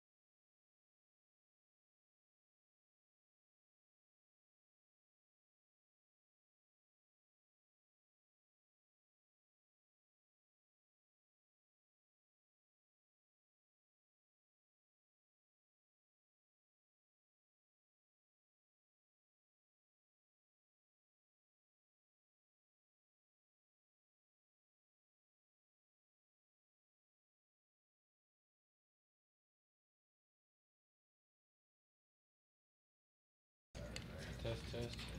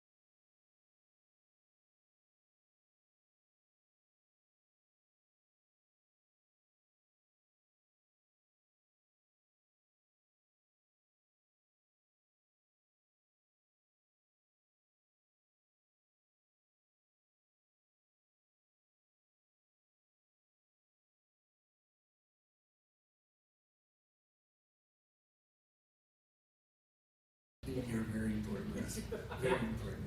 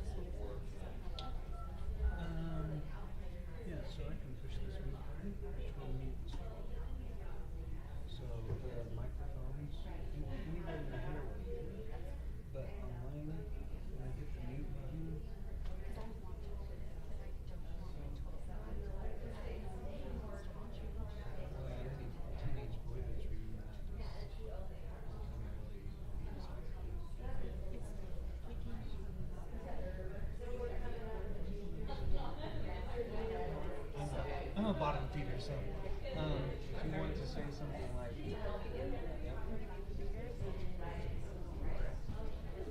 And we don't have any way of making a phone call, do you? Yeah. Anyway, Ada says she's having a hard time because her internet's not good. Okay. Do we have a phone? We do, but I think we've got Amber calling on her phone, but I was just wondering. Yeah, we can just. The problem is we won't hear much because it won't be, it'll be like, So the phone up there is going to disconnect after they installed all of this. that's what we noticed. Those phones up there don't seem to be working. I mean, we can make a phone call, but I mean, it's a Amber will do it. Sure. She has her own. Okay. If you change your mind.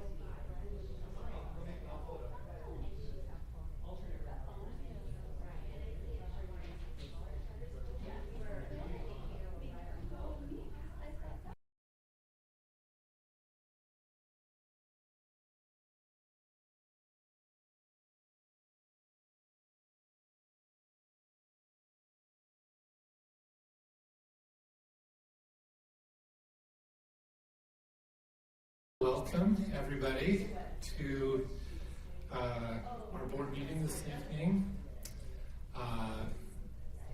It's always exciting to see people here to participate with us. We would like to excuse our board members that are not able to be here tonight.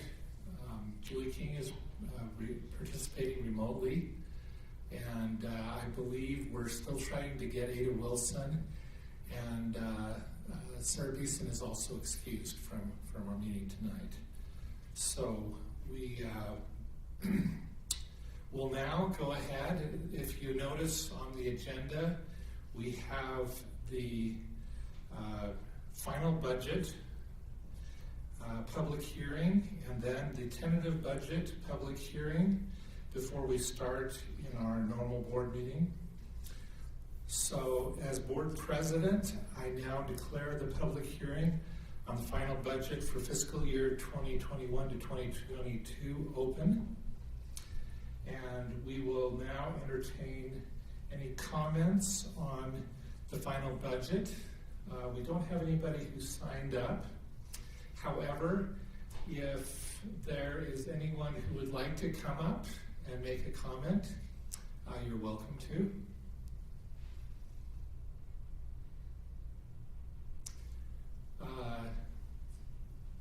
I don't want to put you on the spot, but Rob, would you like to say anything about the process or what the final budget it turned out or anything like that? Thank you, President. Comment. Happy to share. We have Randy Upton, our Director of Budgets. He presented in study session, and we've had a very robust budget process. Started back in October of last year. For the public, David, I don't know if you or Karen, could you pull up the district business team webpage? Just want to show for the public that's here, and maybe those who might be following from home, or may want to look at the recording online, where you can find the budget.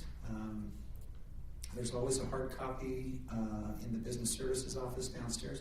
On the left-hand side of the business services page, it says district annual budget. If you'll click on that, that'll show you the document that we have for the board. And this budget includes the final budget for last year and the tentative budget for next year. So both budgets are contained in one document here for you. So David, if you go back, if the public has additional, and it's about 200 pages of light reading, so I would encourage you, if you need some help at late at night, and spreadsheets are your thing. We've got some great graphs. The team's done a remarkable job putting this together, but would recommend you download a copy and take a look, or look at the online copy. If you go back to the page, the main page, David, you have the financial report, the popular annual financial report there, but if you go down to historical reports, and click on that page for me, and if you wanted to come in here and you wanted to look at other information items, right at the top there's different folders. So if you wanted to look at the board study of district restructuring, that's the top left, or but I wanted you to look at the district annual budget folder. It's the fourth one from left to right. So if the public wanted to look at different budgets from the past, these are all of the budget documents that we've started to put out online, available for the public. And if you go back one click, David, there's enrollment projections, etc. If you want to look at budget documents and some of the detail, click on that folder right there. And that'll share some additional information about the budget calendar and who's responsible for what program. There's two different budget processes. Capital is on the left, operations is on the right. So those two folders at the top, again, you can drill down and look at additional information about the budget process, the requests that come in, the different needs that departments or schools are requesting, whether it be capital investment or whether that be, I need an additional secretary. Those two folders contain a ton of information again for the public. So those are just a couple of things to share with those who are here and those online. Again, appreciate the team trying to put this information out and available for our public to be as involved as they want to be. So with that as maybe an intro, the budget that we have before you tonight, we would recommend to your approval. And I think, President Clement, you have the tentative tax rates. We received the basic levy set by the Tax Commission about 20 minutes before study session, and the team updated the budget document for study session and then also for your consideration tonight. So thanks to the good people on our budget team, and it's just a privilege to serve and work with all of you in that process. So. Thank you for that overview. I believe that we've given anyone who wants to make a public comment the chance to do so. So I now declare the public hearing on the final budget for fiscal year 2021-2022 closed. And a motion is, we need a motion to approve the final budget for fiscal year 2021-22 as amended. I'll make that motion that we approve the final budget for fiscal year 21-22.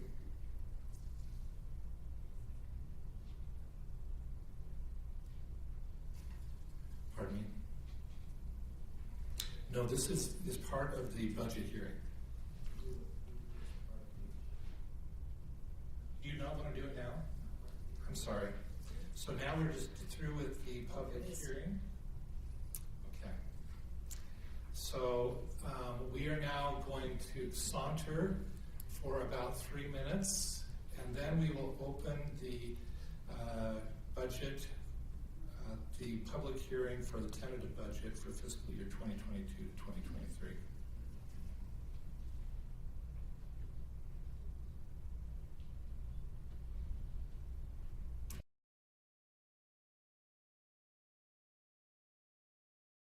I think the legislature, they get up and they kind of wander around for a little bit until stretch.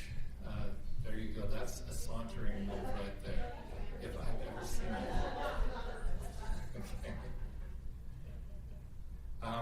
Board member Member Wilson, did you have anything you'd like to add to the discussion here? Mostly I just want to test out and make sure you're able to talk to us.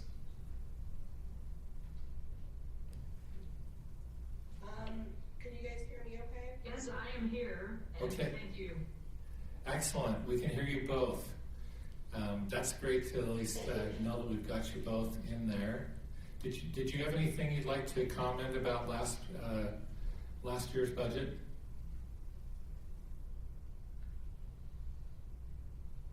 I think that. I don't know if I have specific comments outside of, I just appreciate the business services team because I met with Rob yesterday to go over my last set of questions because it's an ongoing conversation. So I just appreciate the time that he took to go through all those pieces with me. And I suppose it would be worth noting to the public that particularly our budget committee goes over these things with a fine-tooth comb, and we really appreciate them in the review of everything. It may seem like we don't talk about it a whole lot in our board meeting, but that's because we've done a lot of work beforehand. The board's had the budget document to review, and that's something that we take seriously, making sure that we're being accountable with public funds. So I'm now kind of thinking we're approaching the end of the sauntering period.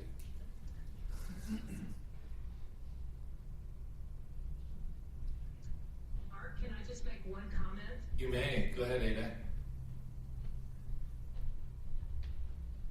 Just wanted to comment that we've had a lot of one-time money, and it's really easy to take that money and start to allocate it in ways that you can't project into the future. And I think we've done a really good job of keeping that money controlled in a way that it's not going to hurt us when it disappears. So I just appreciate the team working to keep that one-time money controlled in a way that we don't depend upon it.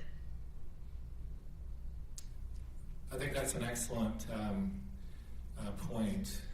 Again, we've had COVID relief funds and some other funds that were one-time, and it's tempting to try to use them in a way that would require additional funding in following years. But I think the budget team's been really good at finding projects that can be completed and then that funding is not needed moving forward.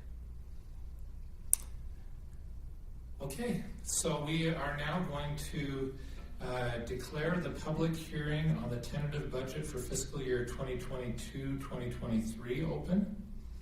And we do have one person signed up, Joe Johnson, to speak about the 2022-2023 budget. So if you'd like to approach the microphone, you can do that. Thank you for your time tonight. Just a couple of comments on the budget.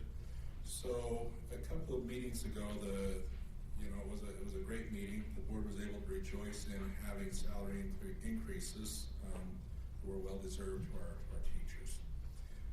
If I understood right, you stated your next goal was to work on lowering class sizes. Here are some budget adjustments that I would hope you would consider that maybe would help you accomplish that goal. First is to let parents take the primary responsibility in the social and emotional wellness of our children. Reconsider the hiring of 6 psychologists, 10.4 social workers, I don't want to be the 0.4, 14 elementary school counselors, and 10 board-certified behavior analysts. This could free up approximately enough money to hire 71 additional teachers. If I did my math right, Rob will have to tell me. But the other thing is look at restructuring the Department of Equity, Inclusion, and Student Support significantly. Just in simple math of eliminating some of that overhead, you could allow for the hire of 5 additional teachers. You could resize the department in the communications. It looked like, and maybe this was a misprint in the budget, but it looked like salary without headcount increasing was going up 135%. If that were resized to more of a gradual increase from 2019 going forward, that could hire another 4.5 teachers. Just in these 3 simple ideas, that would allow 1 additional teacher in every school. Not that that moves the needle enough, but it starts to move the needle a little bit. Years ago, parents would seek to limit screen time with our kids. How many times do we hear our own moms say, no video games or turn off the TV? I know I heard that plenty of times. Studies show that mom knows best. The screen time, including gaming, TV, and social media, is hurting our social and emotional wellness. Maybe we ought to relook at our concern with the behavior of our students and look and see if the one-to-one learning is really what would be in the best interest of our students, instead of adding to a problem and then needing to add the overhead to work on that problem. Another idea is lowering class sizes in non-traditional ways that don't force kids into homeschooling. But what if we gave students an option to e-learn as their choice from their home for those students whose parents prefer learning at home? The district would provide the same opportunities to them as those who are in person, which would lower class sizes, increase revenue, improve relationships with some of the struggles that teachers are facing with some kids that want to go online, some kids that want to be there. That looks like that would be an easy win-win, and that's being done in other districts. I really believe that if our primary financial goal is to improve our schools, I think it'd be great to look at what we can do to actually make sure that we're measuring the right things and seeing those things attained. Thank you. Thank you for your comments. Is there anyone else who'd like to make a comment on the budget? Go ahead. Both you first, and then she can go next.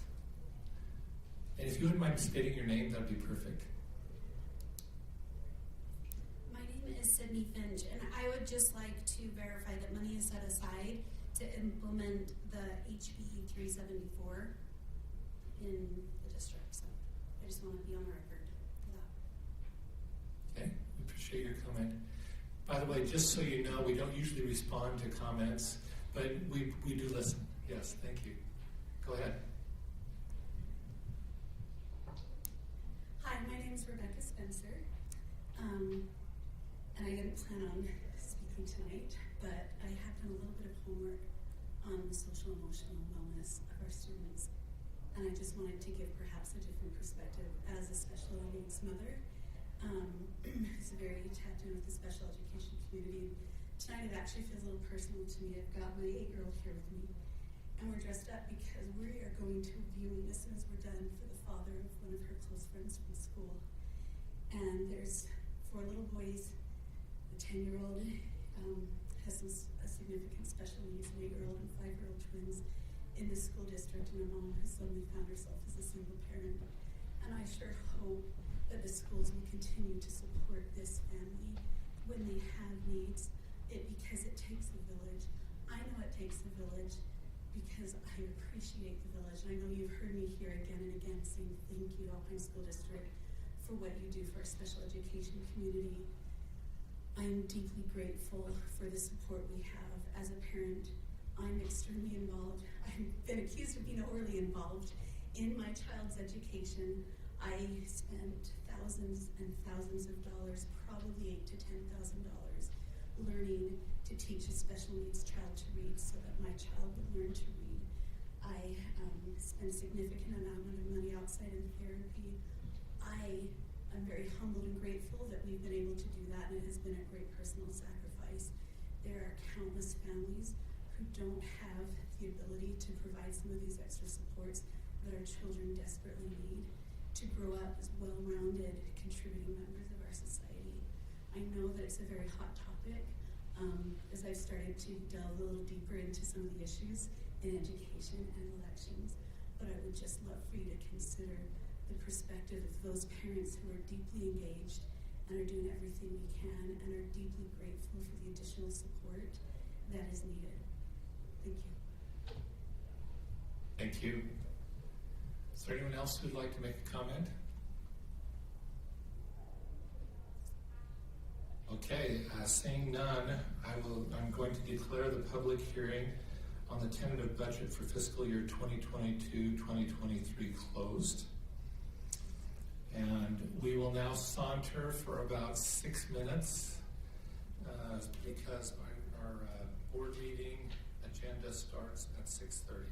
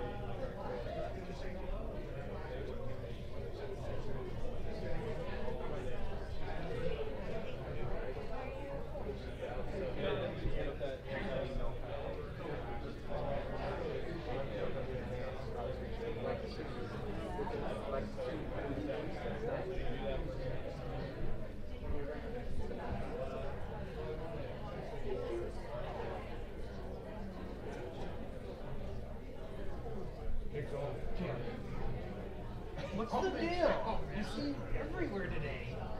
Yeah. I mean, I'm following you. Hey, better.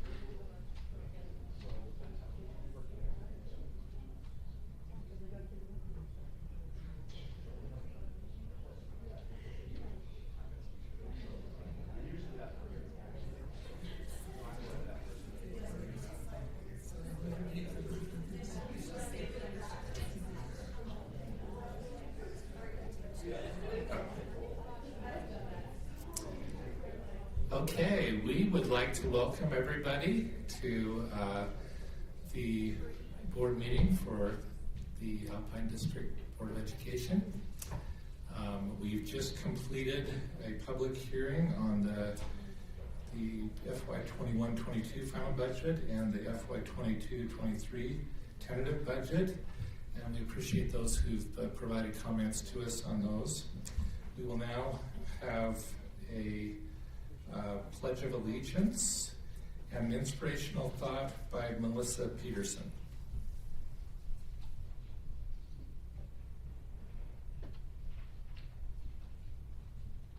Please stand.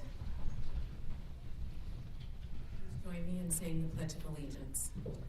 I pledge allegiance to the flag of the United States of America and to the republic for which it stands, one nation, under God, indivisible, with liberty and justice for all.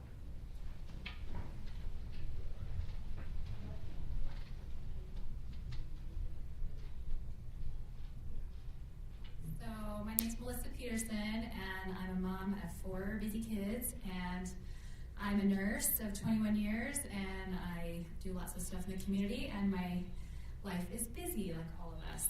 So I love reminders like this from C.S. Lewis that says, children are not a distraction from more important work.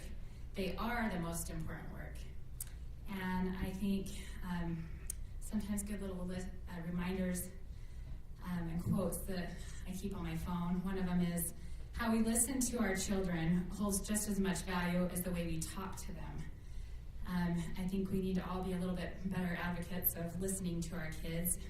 And another one I love is respond to your children with love in their worst moments, their broken moments, their angry moments, their selfish moments, their lonely moments, their frustrated moments, their inconvenient moments, because it is in their most unlovable human moments that they need to feel loved. And I think those are just good reminders that we need to be more present with our kids and look at the kid who's right in front of us at that moment. Well, thank you. Thank you for that thought. I appreciate that. As a Board of Education, it's important for us to recognize various accomplishments made by students, employees, and patrons from throughout Alpine School District. As we honor the individuals and groups this evening, we acknowledge the families and others that have helped them to achieve their goals. Thanks for your support you've offered to those we recognize at this time. We appreciate your attendance here tonight. Just in advance, it would not be inappropriate for you to leave after the recognitions, if that's what you want to do, just to let you know. So we'll go ahead and start with Amber. Okay, so the Utah State Board of Education and Micro Focus announced the 2022 winners of the Young Technology Scholar Awards. Alpine School District had 2 students receive this award, Spencer Smart from American Fork High School and Jared Young from Timpanogos High. Are they here? Come on up if you're here.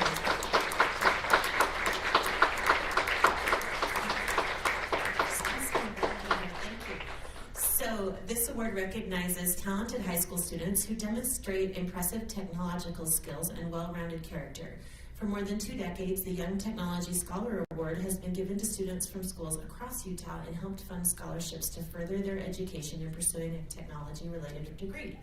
This year, 8 students were rewarded a total of $18,000. Congratulations, Spencer and Jared.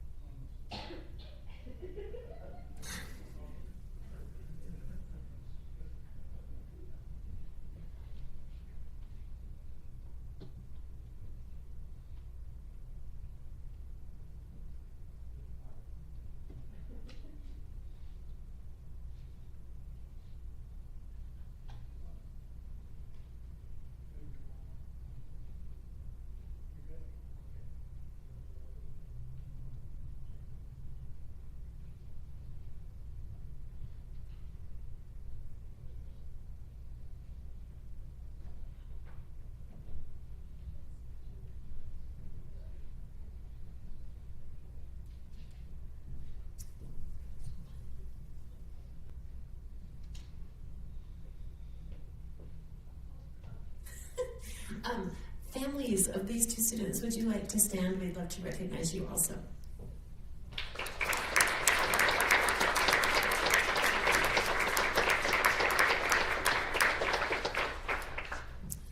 Thank you. The 9th Annual High School Musical Theater Awards have been announced. Skyridge student Savannah Carrasco is on her way to New York City after winning the award for Best Actress. She won for her role as Aldonza in The Man of La Mancha. Savannah will represent the state of Utah at the Jimmy Awards in New York City in June.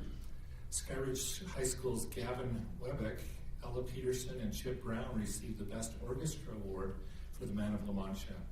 Sina Tomlinson, Ashley Doro, Gracie Burton, and Sophie Keller of Pleasant Grove High School received the Best Student Choreography for the Addams Family. So let's go ahead and those who are here, could you come forward?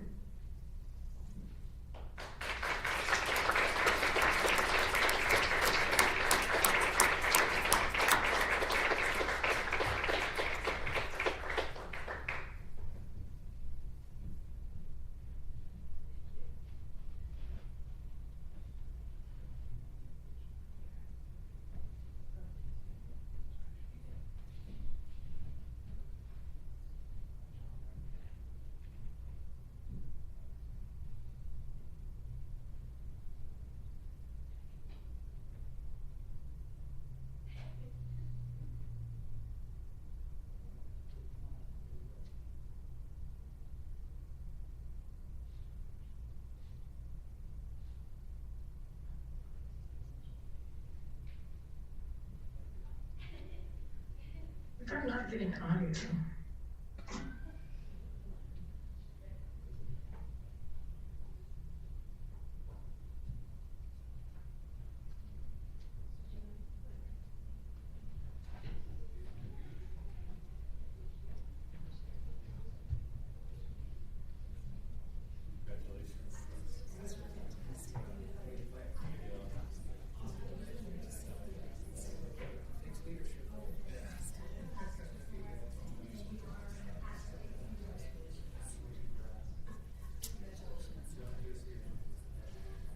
Could we have parents and those who are supporting these students stand and be recognized?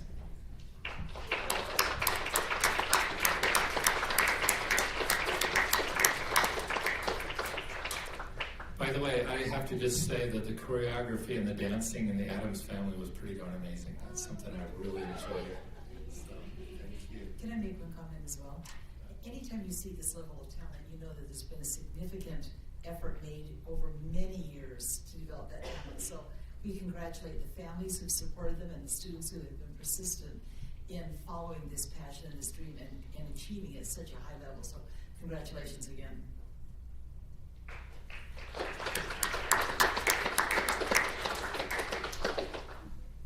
Hey, Mr. Francis, are you here?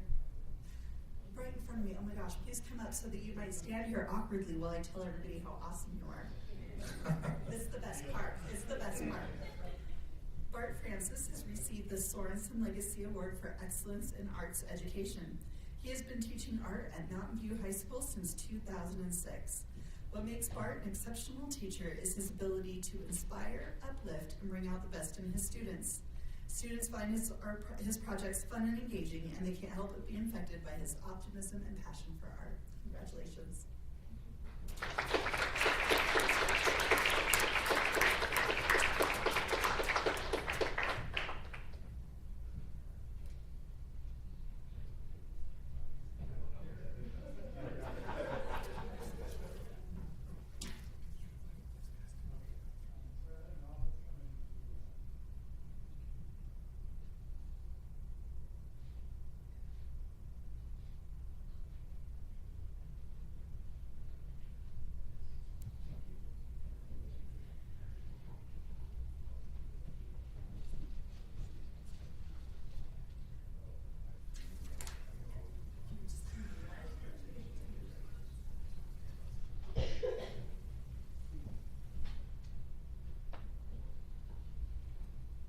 Congratulations to Westlake and Mountain View High Schools.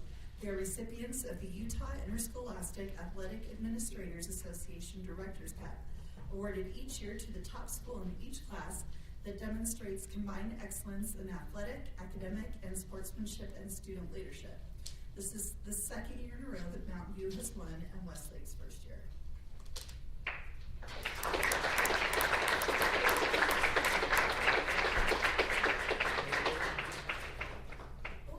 Like the principal and invited guests to come up. We were fine to sit back there. Oh, no.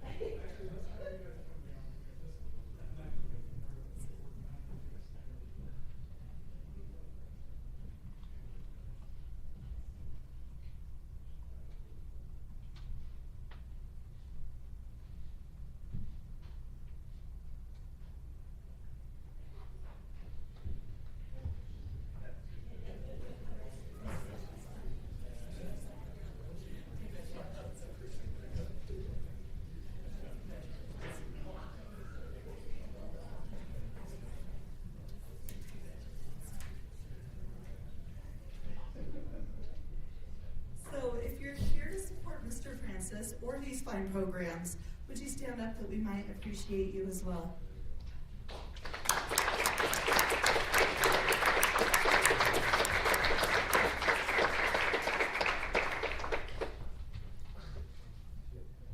Okay, so these next several awards are announcement only. The teams, I don't think the teams are in attendance, correct? Okay, they'll be presented their certificates at a ceremony at their schools. So the first one is, congratulations to the American Fork High School boys tennis team. They won the 6A State Boys Tennis Championship, claiming the school's first ever team title. So way to go, Cavemen. Okay, the Orem boys team. The Orem boys team had one of the most impressive showings ever as it overwhelmed the 5A competition to win the 5A Boys State Track Championship. Go Orem Tigers!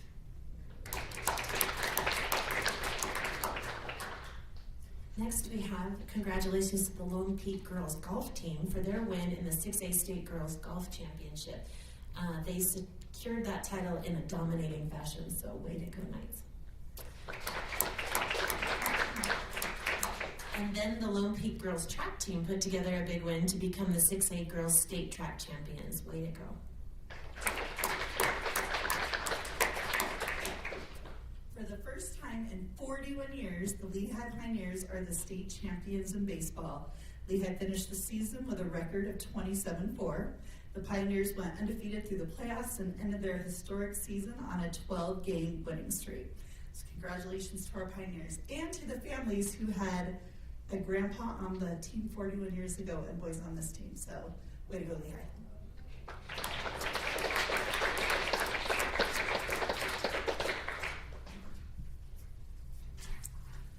Okay. We always really enjoy recognizing those who've accomplished a lot in our district. And as we mentioned before, if you want to leave, that's perfectly appropriate. So thanks for being with us. However, really exciting stuff is coming up, I'm telling you.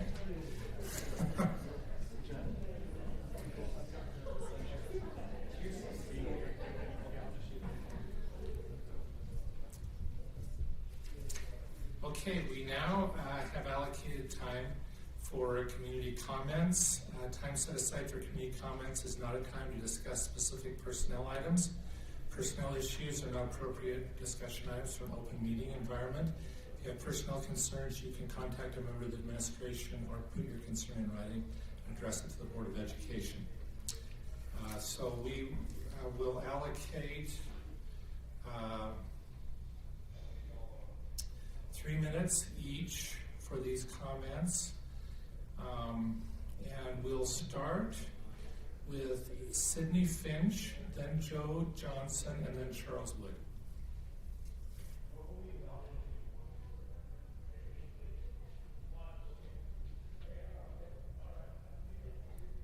Hello again.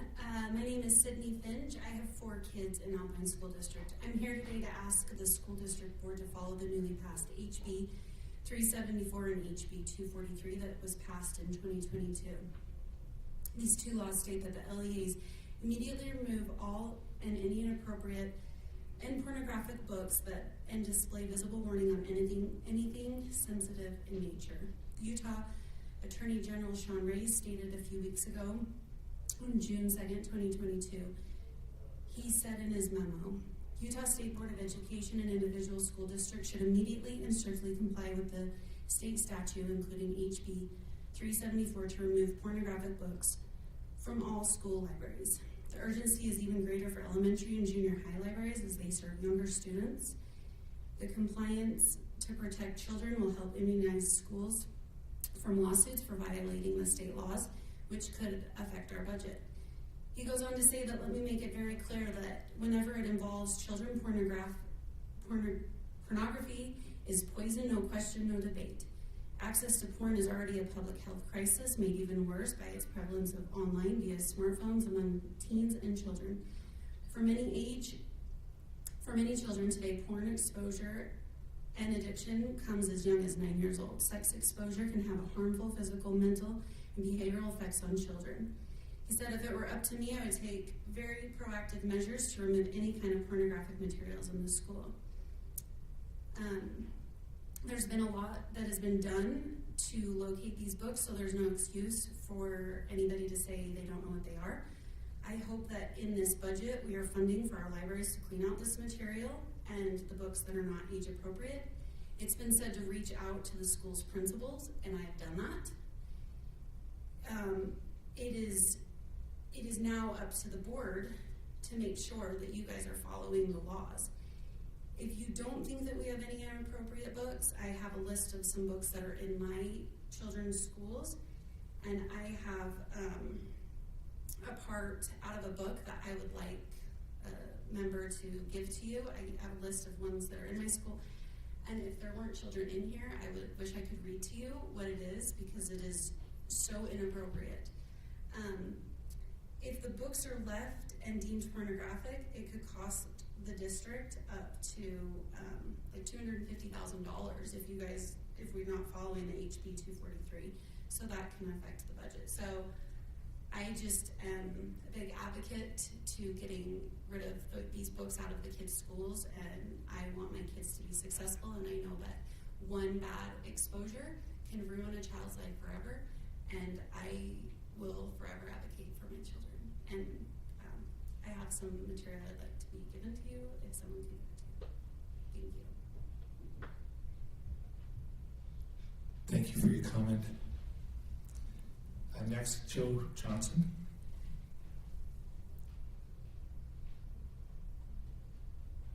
Hi again. Just really quick, a couple of days ago, my family went to see Top Gun, and it was awesome. And my kids were saying, okay, well, we want to go see the first one. And I thought, that's great. And then I got thinking about that there was one scene in the first movie that my youngest son, I thought, yeah, I'm not going to go and show him that movie.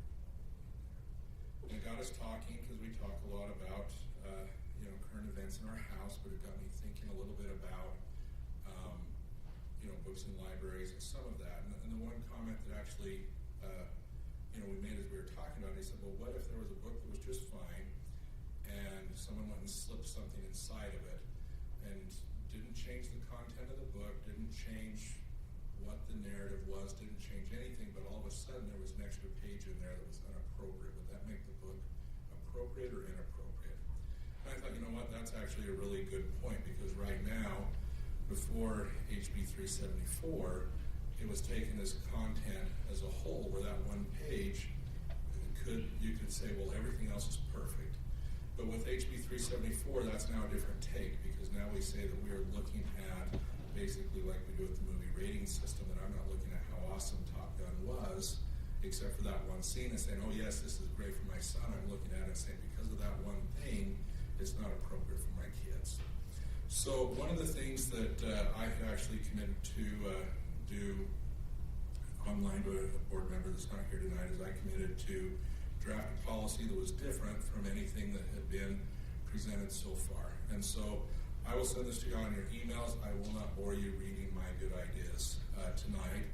But basically, this is different than what the Board of Education has with their two policies that they're going to address on the 30th. I thought that I would give you a parent's perspective on this, on something that I think would be very simple and very effective to manage books in our libraries. I think it becomes something that could be used throughout the district as a way to ensure that the naughty list stays the naughty list, the nice list stays the nice list, but yet we can still have things that are set aside for age-appropriate things in school. Because I'm certainly not an advocate for the, book banning or anything like that, but I also am not an advocate for things that really don't belong in our children's minds and in their day-to-day living. Thank you. Charles Wood.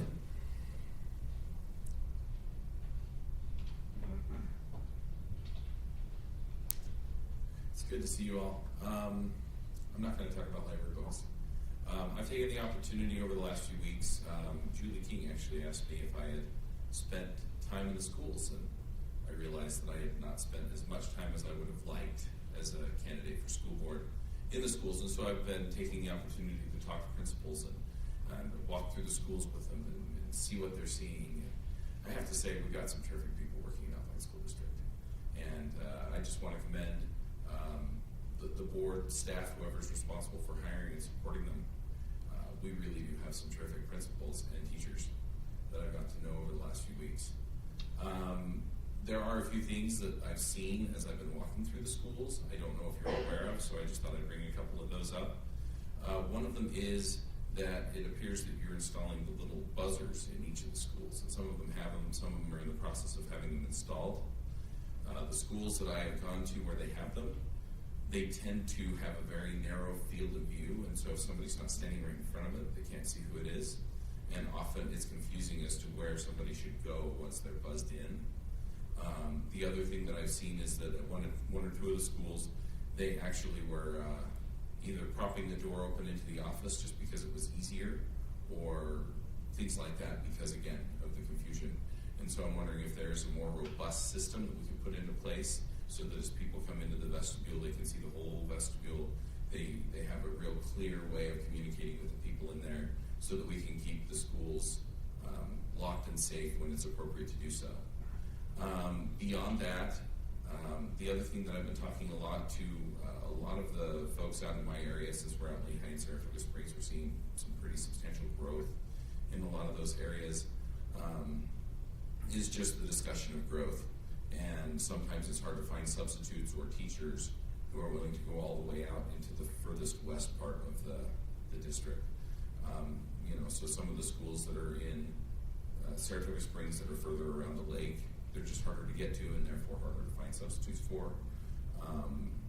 It seems that they're able to find teachers, but in a lot of cases those teachers are trying to get a job in the district and then are looking to transfer to a school that's closer to home, which I don't think is inappropriate. But again, if we can address some of those issues, I think those are things that you're probably more aware of. The one that I didn't know if you were aware of was the buzzer issue in particular. Thank you. Thank you. Just kind of recapping, I think we appreciate all those comments. Sydney talked about the need to remove pornographic books from libraries, and Joe kind of had a model policy that might be helpful. We appreciate both of those ideas, and I appreciate your observations seen while visiting schools and ways we might be able to improve school security. So thank you, all of you, for your public comments. We will now move on to the rest of the agenda. You have all received the minutes in your communications. We need a motion to approve the minutes. I'll move to approve the minutes from our previous meeting. I'll second it. Okay, we have a motion from Amber, a second from Sarah. Any discussion? Seeing none, all in favor say aye. Aye. Aye. Okay, I think that was an aye from Ada. But did Julie say aye too? I did, Mark. Can you hear me? That was just Julie. Ada's not on, is that right? Aye. Oh, we heard both of you.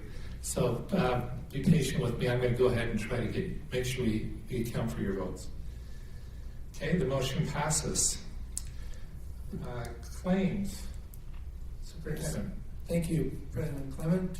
You have received the claims for the month, and I recommend you accept the claims. Is there a motion?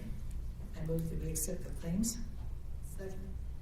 We have a motion from Sarah, second from Stacy. Any discussion? Seeing none, all in favor say aye. Aye. Aye. Only heard one aye. Oh, no, we got all of them. Okay, perfect. The motion passes. Routine business. Thank you.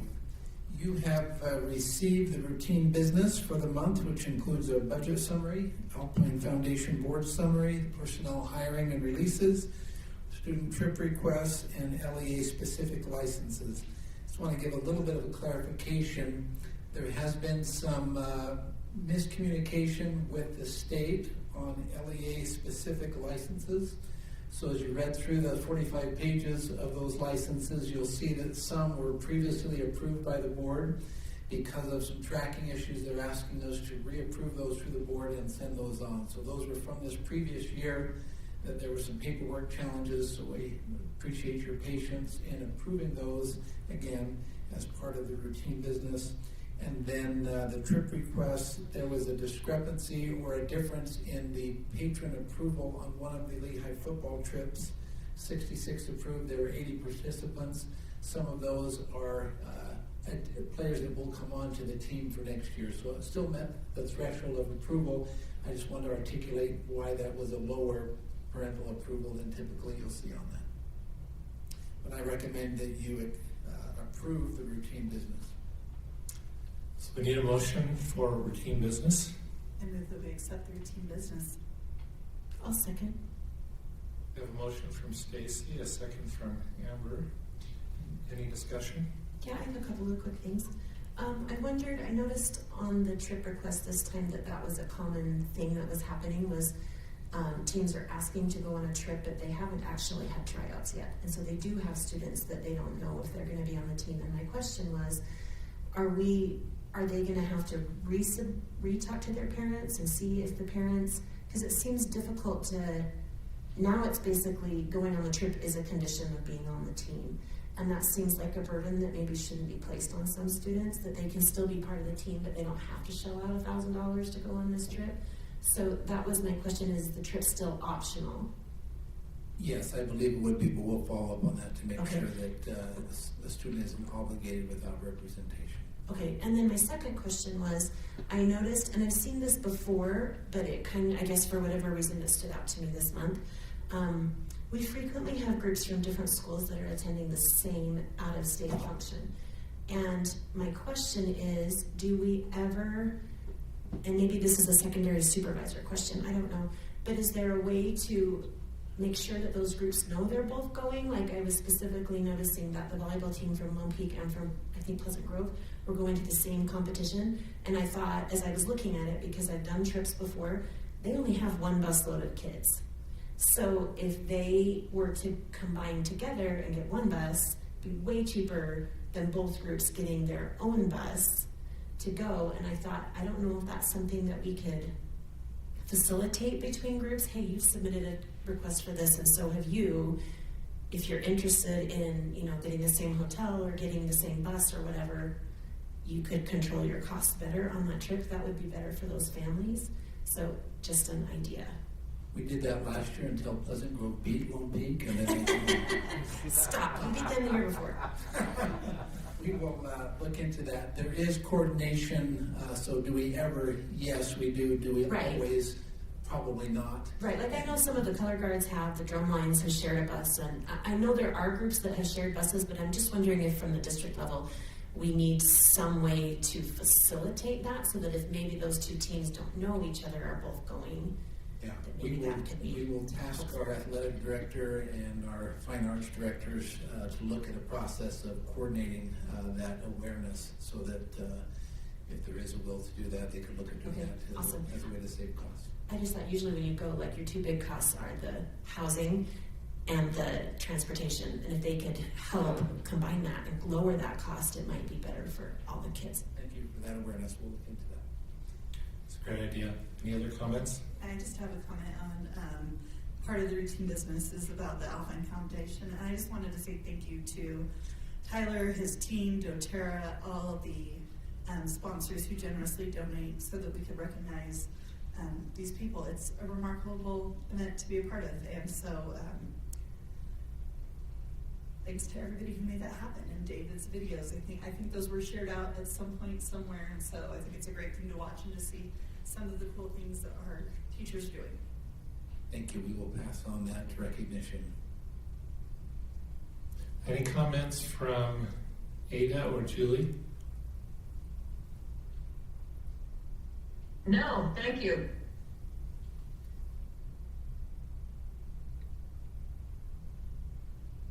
Nothing else? Okay, perfect. Okay, we have a motion from Stacy, a second from Amber. All in favor, say aye. Aye. We got them all. The motion passes. President Clement, are we ready to move on to the action items? We are ready to move on. Okay, we have two of those.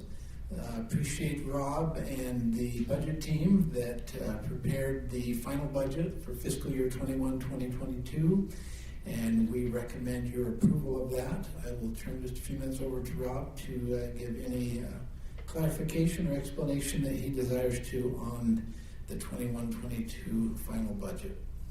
Thanks, Superintendent. The one thing I just wanted to point out, it seems like a formality. We rarely have patrons comment on a budget that's really over.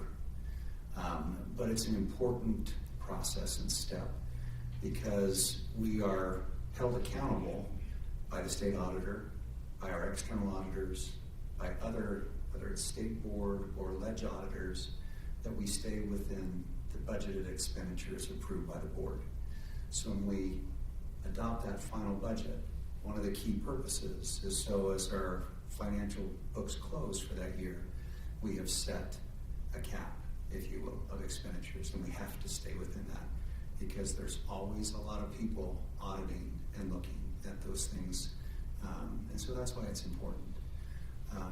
And so I just wanted to share that with you as something I haven't shared in prior meetings. I don't know why I felt like I needed to share that maybe for the public, but it's an important check and balance on public funds.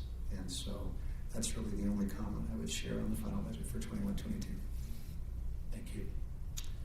And so now I can say that we need a motion to approve the final budget for fiscal year 2021-2022 as amended. And now is when I say, I make that motion that we approve the final budget for fiscal year 2021 and 2022. A second. We have a motion from Sarah, a second from Amber. Any discussion? I just want to thank the budget team for the entirety of all of the question answering they did during the 21-22 budget year. Thank you for answering my many questions all the time. Ada or Julie, do one of you have a comment? Yeah, I just wanted to give Just thanks to, How about Ada first? Julie. No, I just wanted to say thanks to Rob and his team. I just appreciate the diligence and really the clarity of your reporting. I think you try to make it as user-friendly as possible, and we just really appreciate that, and I think our public appreciates it too. So thank you for making it accessible and available. Julie? I was just going to say I was appreciative. I know that we've had a lot of challenges this year we haven't faced in previous years, whether that's finding the right balance for the ESSER and GEARS money, as well as the free and reduced lunches, and that always, that there's been a change and a flip-flop back and forth. And I just appreciate all the efforts that have gone in to make sure that that money is spent in a way that benefits students directly. Thank you.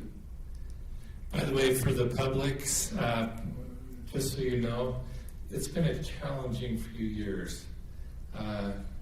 In the 2021 budget year, we had a lot less students enrolled than we were planning on, and that was a real challenge. But we decided, the budget team found a way of keeping all of our teachers so that we didn't have to let them go. And then this last year, we had a lot more students enrolled than we expected, and we had to find a way of trying to shoehorn them into schools. And so it would be nice if we had an unremarkable year, but we'll see whether that happens next year. We have a motion from Sarah, a second from Amber. All in favor, say aye. Aye. Aye. Aye. The motion passes. Thank you, we appreciate that. I think it's just good timing that we close one set of books and we open another set of books. So you have received the 2022-2023 tentative budget. We recommend your approval of that budget, and we'll give Rob a few minutes to clarify or share any information that he wishes about the 2022-2023 fiscal year tentative budget. Thank you, Superintendent. Thanks to our budget committee, the 3 board members that serve that, and all of your questions. It validates our work. And so sometimes you think you're asking a lot of questions or it's a burden. On behalf of the budget team and our whole business team, we appreciate the board's diligence and your stewardship to ask those questions. Sometimes it takes a little time to respond and to put together some information for you, but we're grateful. Again, thanks to Randy for his leadership in the study session. For the public who was not here, we had our entire budget team. I'd like to mention them by name and thank them for the great work. It's the best team that we've had here in Alpine, and I've been here just a couple of years, and we'd just like to thank them. Randy Upton, Jason Sundberg, Austin Harris, Laureline Nebeker, and Crystal Michaelis. And we had a couple of other business team members that are supporting our accounting director, Steve Reese, and Robert Boyer, as well as a couple others online. I really appreciate the opportunity to serve and work with them. A couple of things just to point out. The budget, all funds for fiscal year 23 is $1,044,000,000. We've got a lot going on. The general fund budget is about $760 million, just under 800, as pointed out by our board president in the study session. And we spent a lot of time in the study session trying to make complex tax information more simple. And we'll continue to look for ways to do that so that our public can feel more connected to their dollars in support of their students in our schools, in our communities. A couple of things just again to point out. We got the basic tax levy about 20 minutes prior to the study session, and the tax rate has decreased significantly because of the increase in assessed value and new growth in our community. So last year's tax rate was $69.04. That includes the charter local levy. If I net out the charter local levy from last year, the tax rate was $68.42. The proposed rate is $55.88, which nets out the charter school levy, or a decrease in tax rate of about 12.5 increments. In my 28 years in public finance, that is an unprecedented change. And I just want to point that out. The budget committee has worked through a lot of requests and processes.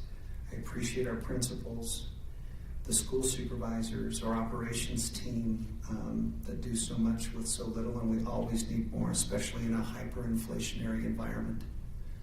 The ability of us to do the work we need to in the summer while school is out is not just a short timeline, but it is also a struggle with some of the increased costs. Fuel expenses that everyone experiences has caused us to rethink and look at other ways of doing things. So this budget contemplates all of those things. It's not perfect, but it sets the stage to implement the board's class size reduction plan beginning in the fiscal year 24 plan. And that is a huge deal. And it's remarkable to me that working groups of teachers and principals and board members and staff members came together to come up with ideas to transition us away from some things that have been holding us back,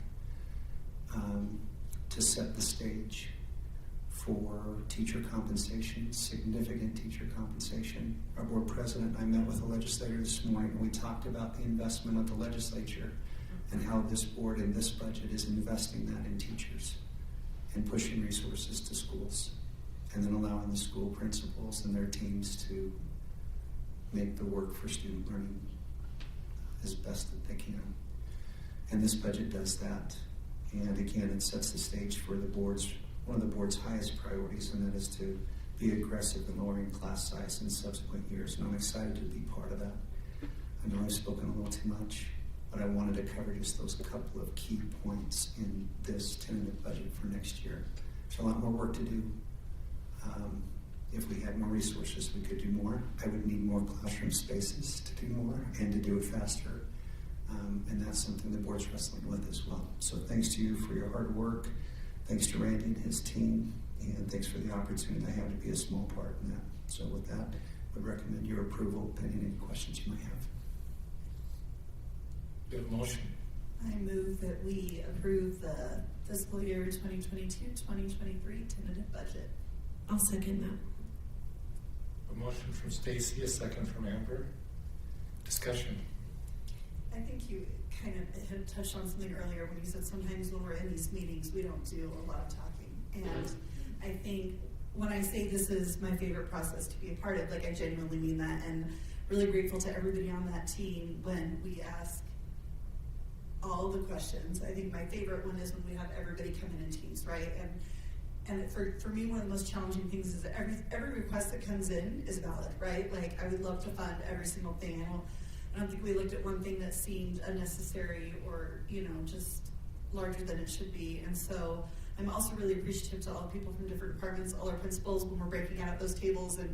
And superintendent uses the phrase wrestle with, and I think that might be an understatement for this. And so I just appreciate the level in which everybody engages, like, but do we really need that many of that, or can we do something different? Or could this be covered under a different department? And so I think the process is intense and it's long, but the way it is handled and approached, I think, leaves me in a place where I know we've literally, just kind of gone through every single line item, and is this what's best for our kids? And so, yes, there's some things that take longer than some of us would like, but I think it's kind of awesome where we're going. And so I also want to thank the public for their patience as we get things going the right direction, right? We always want to make sure that we're setting everybody up for success. We're doing it in a way that's sustainable. And so I'm really excited for the years to come, and I'm very excited about this budget. So. No comment, Amber? I do. I always have budget comments. The budget process is hard, I think, because there's so many things we would love to do. And I guess it's not unlike a personal budget.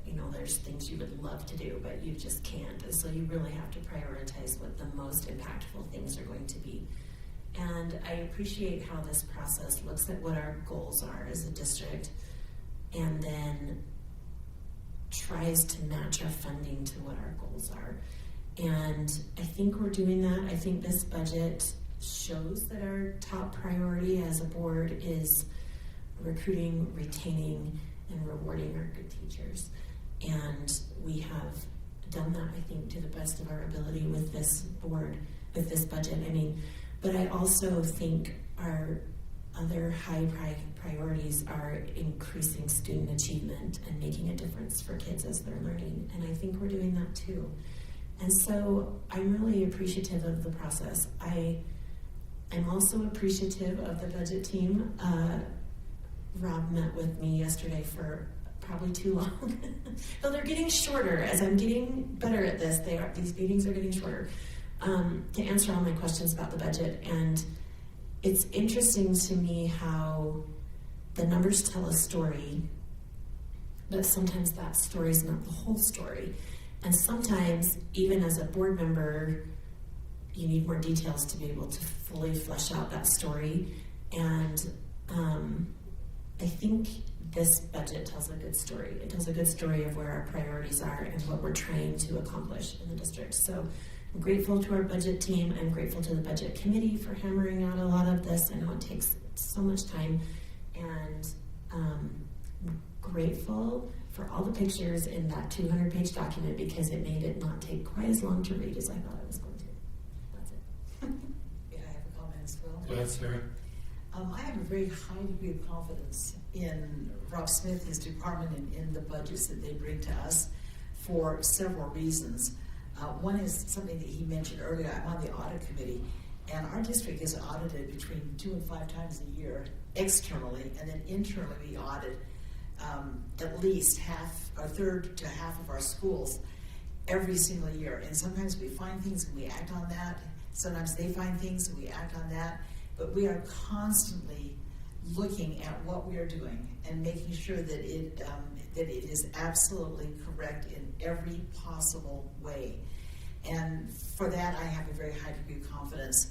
The second thing is that we have AAA bond rating for both Moody and Fitch, which does not happen over a short period of time, and it doesn't happen easily. There are very few entities that have that kind of success. And I think Rob said once it took, 15 years to get there?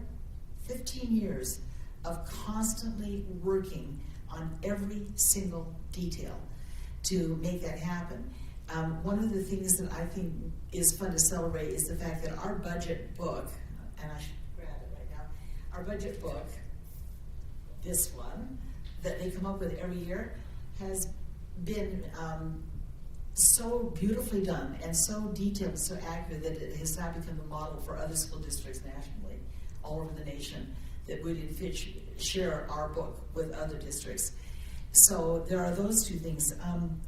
The third thing that really gives me a lot of confidence in what we're seeing is that every single month When the budget committee meets, they send a report to the entire district, to the entire board, but they have a list on there of every single change that's been made. This money has come in, this money's been spent. You know, any little adjustment or course correction depending on the ebb and flow of things that are happening in the district and nationally, state. We are kept we are apprised constantly of any single thing that is being amended or changed or worked on each month. And so for those three reasons, I have very high confidence in these budgets, and I think that that would be something that the public would find comforting and appropriate to know that we are in very, very good hands in the Alpine School District. Thank you. Julie, did you want to make a comment? I actually don't. The budget team knows how much I love them, and so I'm good. Great. How about Ada? Yeah, I would like to comment. This has been my first year serving on the budget committee, and it's really been eye-opening for me. I just appreciate the patience of Rob and his team as I've served and asked questions, and learning so much. First of all, just to find out the dozens of people who are involved in this process and the great talent that they have in setting these priorities.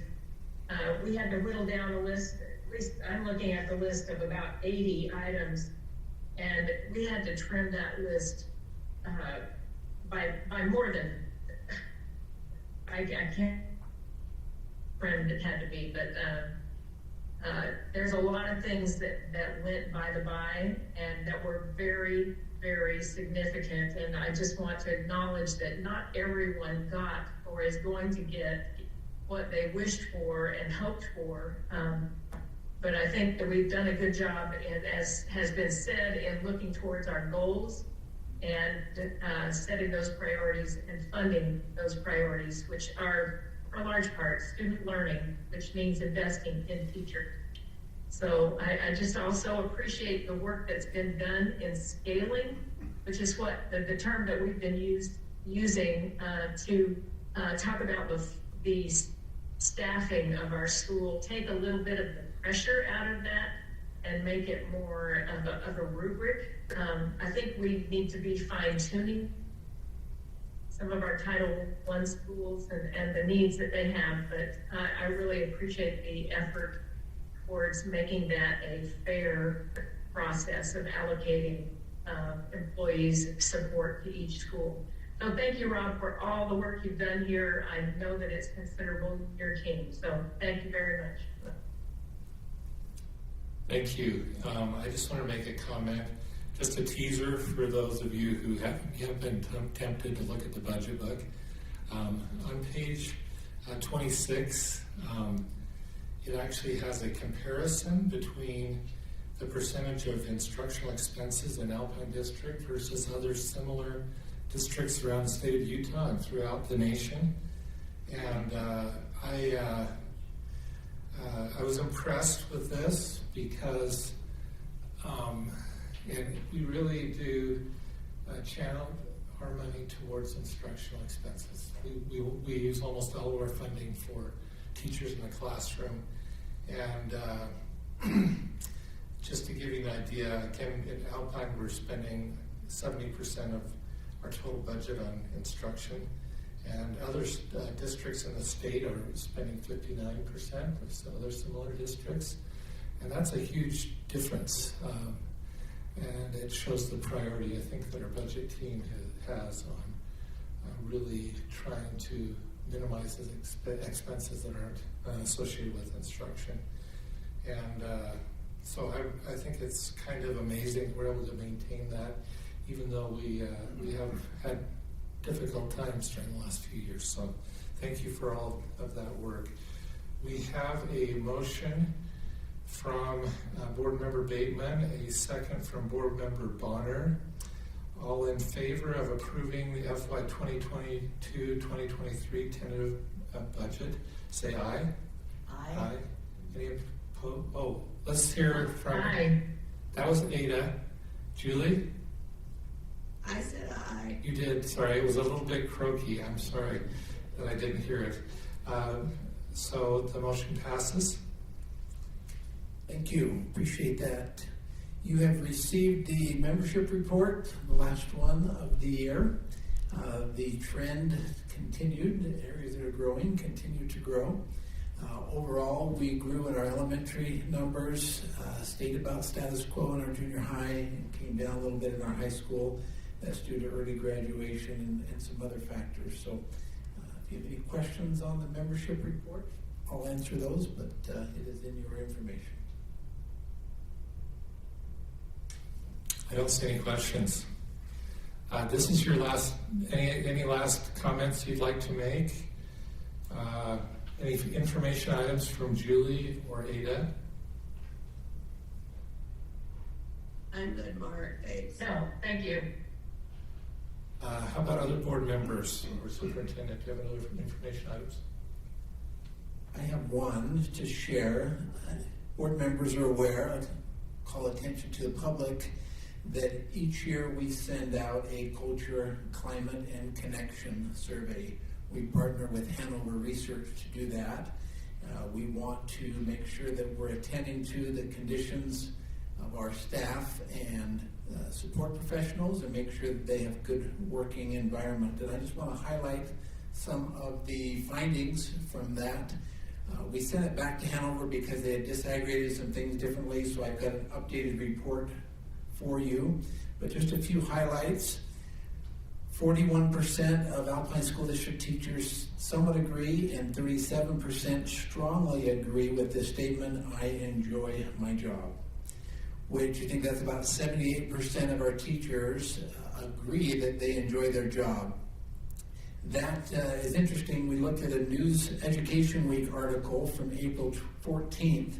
They asked a similar question nationwide, with barely 50% indicating that they enjoyed their job.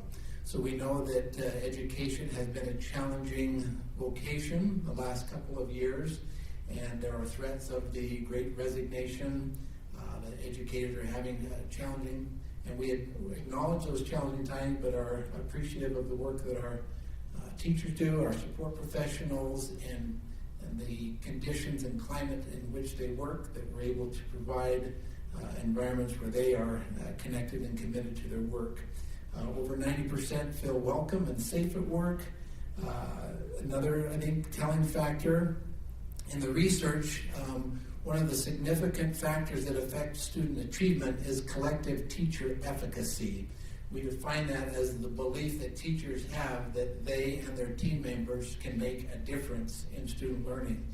94% of our teachers indicated they believe their team can have a significant impact on student learning.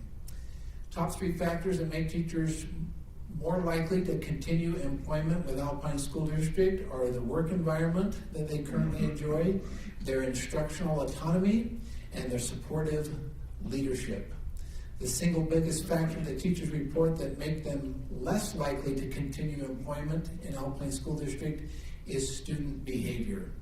And I think that is a factor that we have not seen as strong an indicator in past research. I think that's telling that one of the great ways that we can support teachers is by additional resources, support professionals, behavior specialists, school psychologists, counselors that help teachers address student behavior. Because if we don't address that, that is the single most determining factor that will cause teachers to leave the profession. A couple areas of improvement.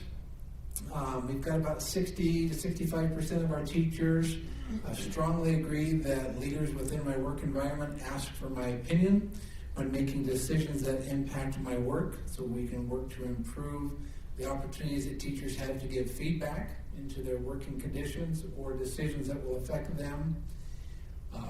We see a greater or a need to less than half of the respondents, 49%, somewhat or strongly agree that there are consistent opportunities for staff to learn about people from different backgrounds, race, ethnicity, religion, orientation, etc.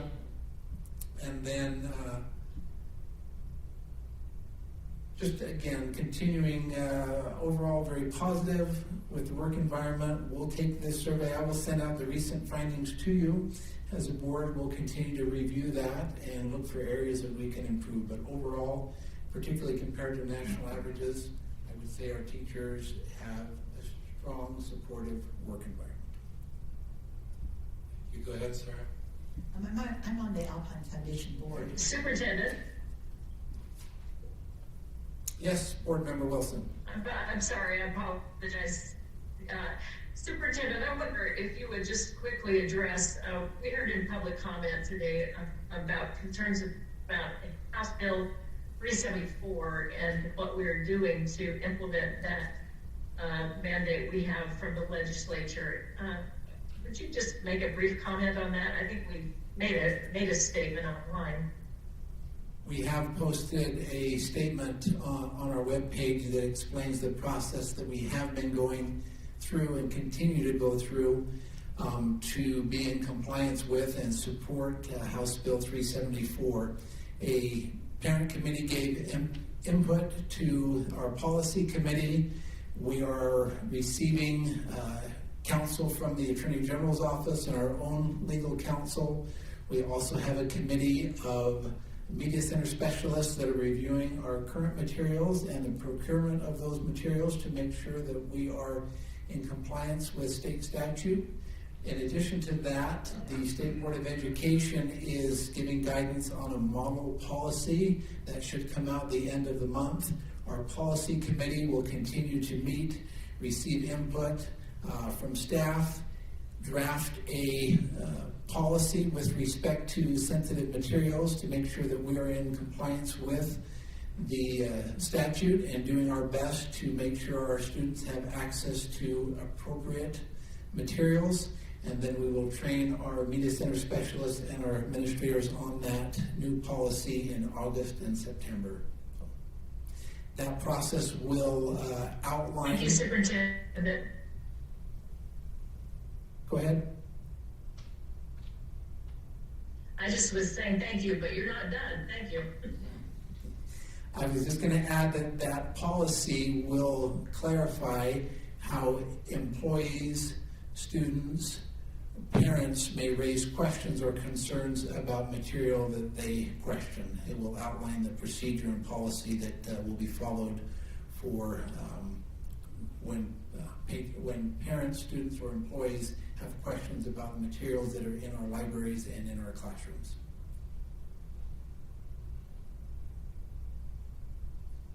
Thank you. Thank you very much. I appreciate that. You're welcome. Hey, Sarah.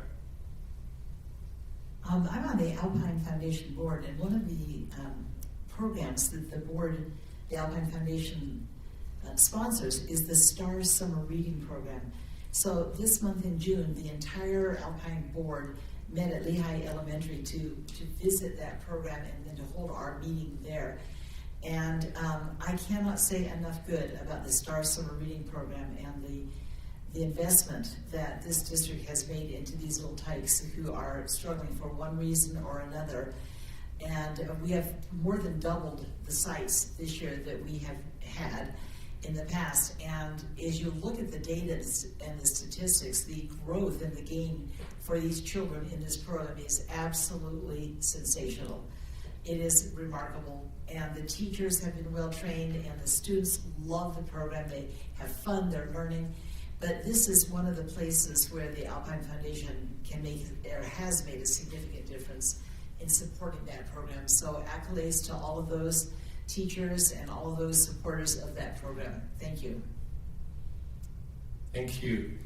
Julie, did you have any comments you wanted to make? I'm good, thanks, Mark. Okay. I have Any other comments?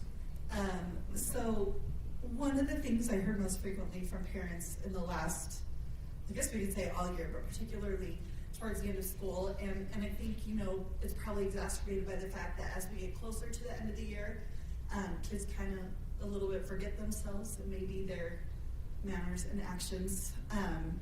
But I've heard a lot about bullying and specifically racial bullying. And so I have been shooting on this for quite a while. I had a post ready to post several weeks ago, and then I didn't want it to cloud graduation. But I thought I would take the opportunity now just to ask everybody listening to have a conversation with your family, with the people around you. Last week I was at a symposium where Secretary Cardona and Admiral Murthy both spoke. And Admiral Murthy said something that really kind of resonated with me. And he said, you know, we really need to consider our values and answering what kind of society we want to live in. And what future do we want for our children? And so I've just been kind of thinking through what is our responsibility as parents with the children in our home that we either birthed or adopted or they live in our home full time, as well as the children who may come in our home because they're friends with our children. And I'm not sure that we are all clear about our expectations for our students and what to see, what our expectations are if they see something, if they're involved in something. We live in a very recording happy society. It made me really sad and disappointed to watch a video where there were probably 40 kids with cameras out recording something, and not one of those kids was going to help.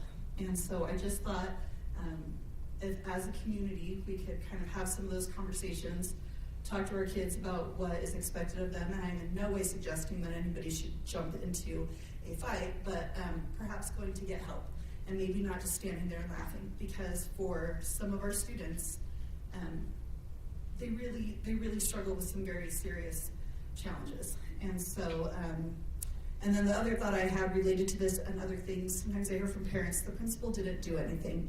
And what I've decided that means is we didn't see a behavior change. And obviously with any situation that is not okay for a student, we want to see behavior change. And I want to just encourage parents, if an administration has taken action, and maybe the behavior changed for a little while, or to stay in contact and circle back with those admins again, because certainly we want all of our students to feel safe in our buildings, and our principals need to know if something is still going on. So just my humble plea, let's have some of these conversations. Let's talk about, I don't know, it's a great chance to reflect on what I really do want for the future and what I want to see for our students. So thank you.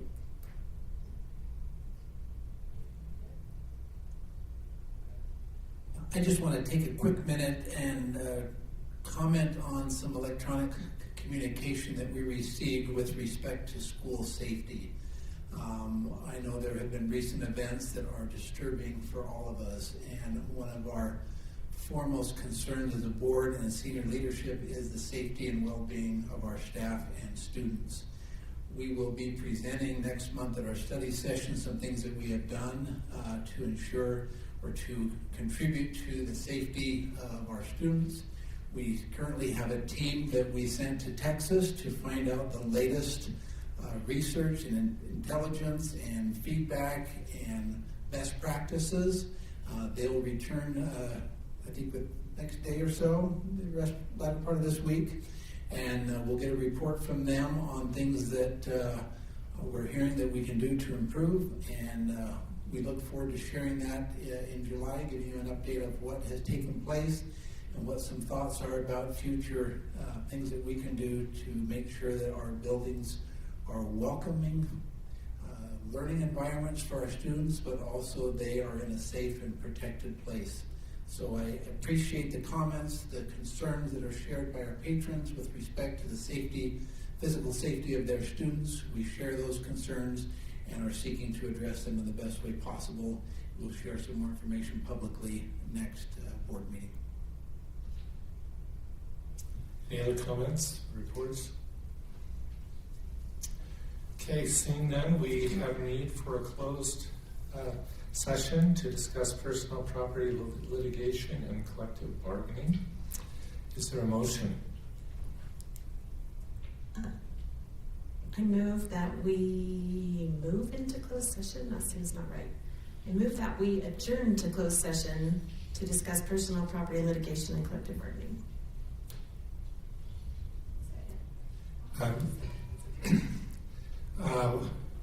Yes, I think we do need a second. So Stacy's, we have a motion from Board Member Bonner, a second from Board Member Bateman, and we now are going to do a roll call. So Board Member Bonner? Aye. Okay. Aye for me. Aye. Aye for Board Member Hacken. Board Member King. Aye. And we've lost Board Member Wilson, so that is the connection. So the vote was unanimous, and we now will adjourn to closed session.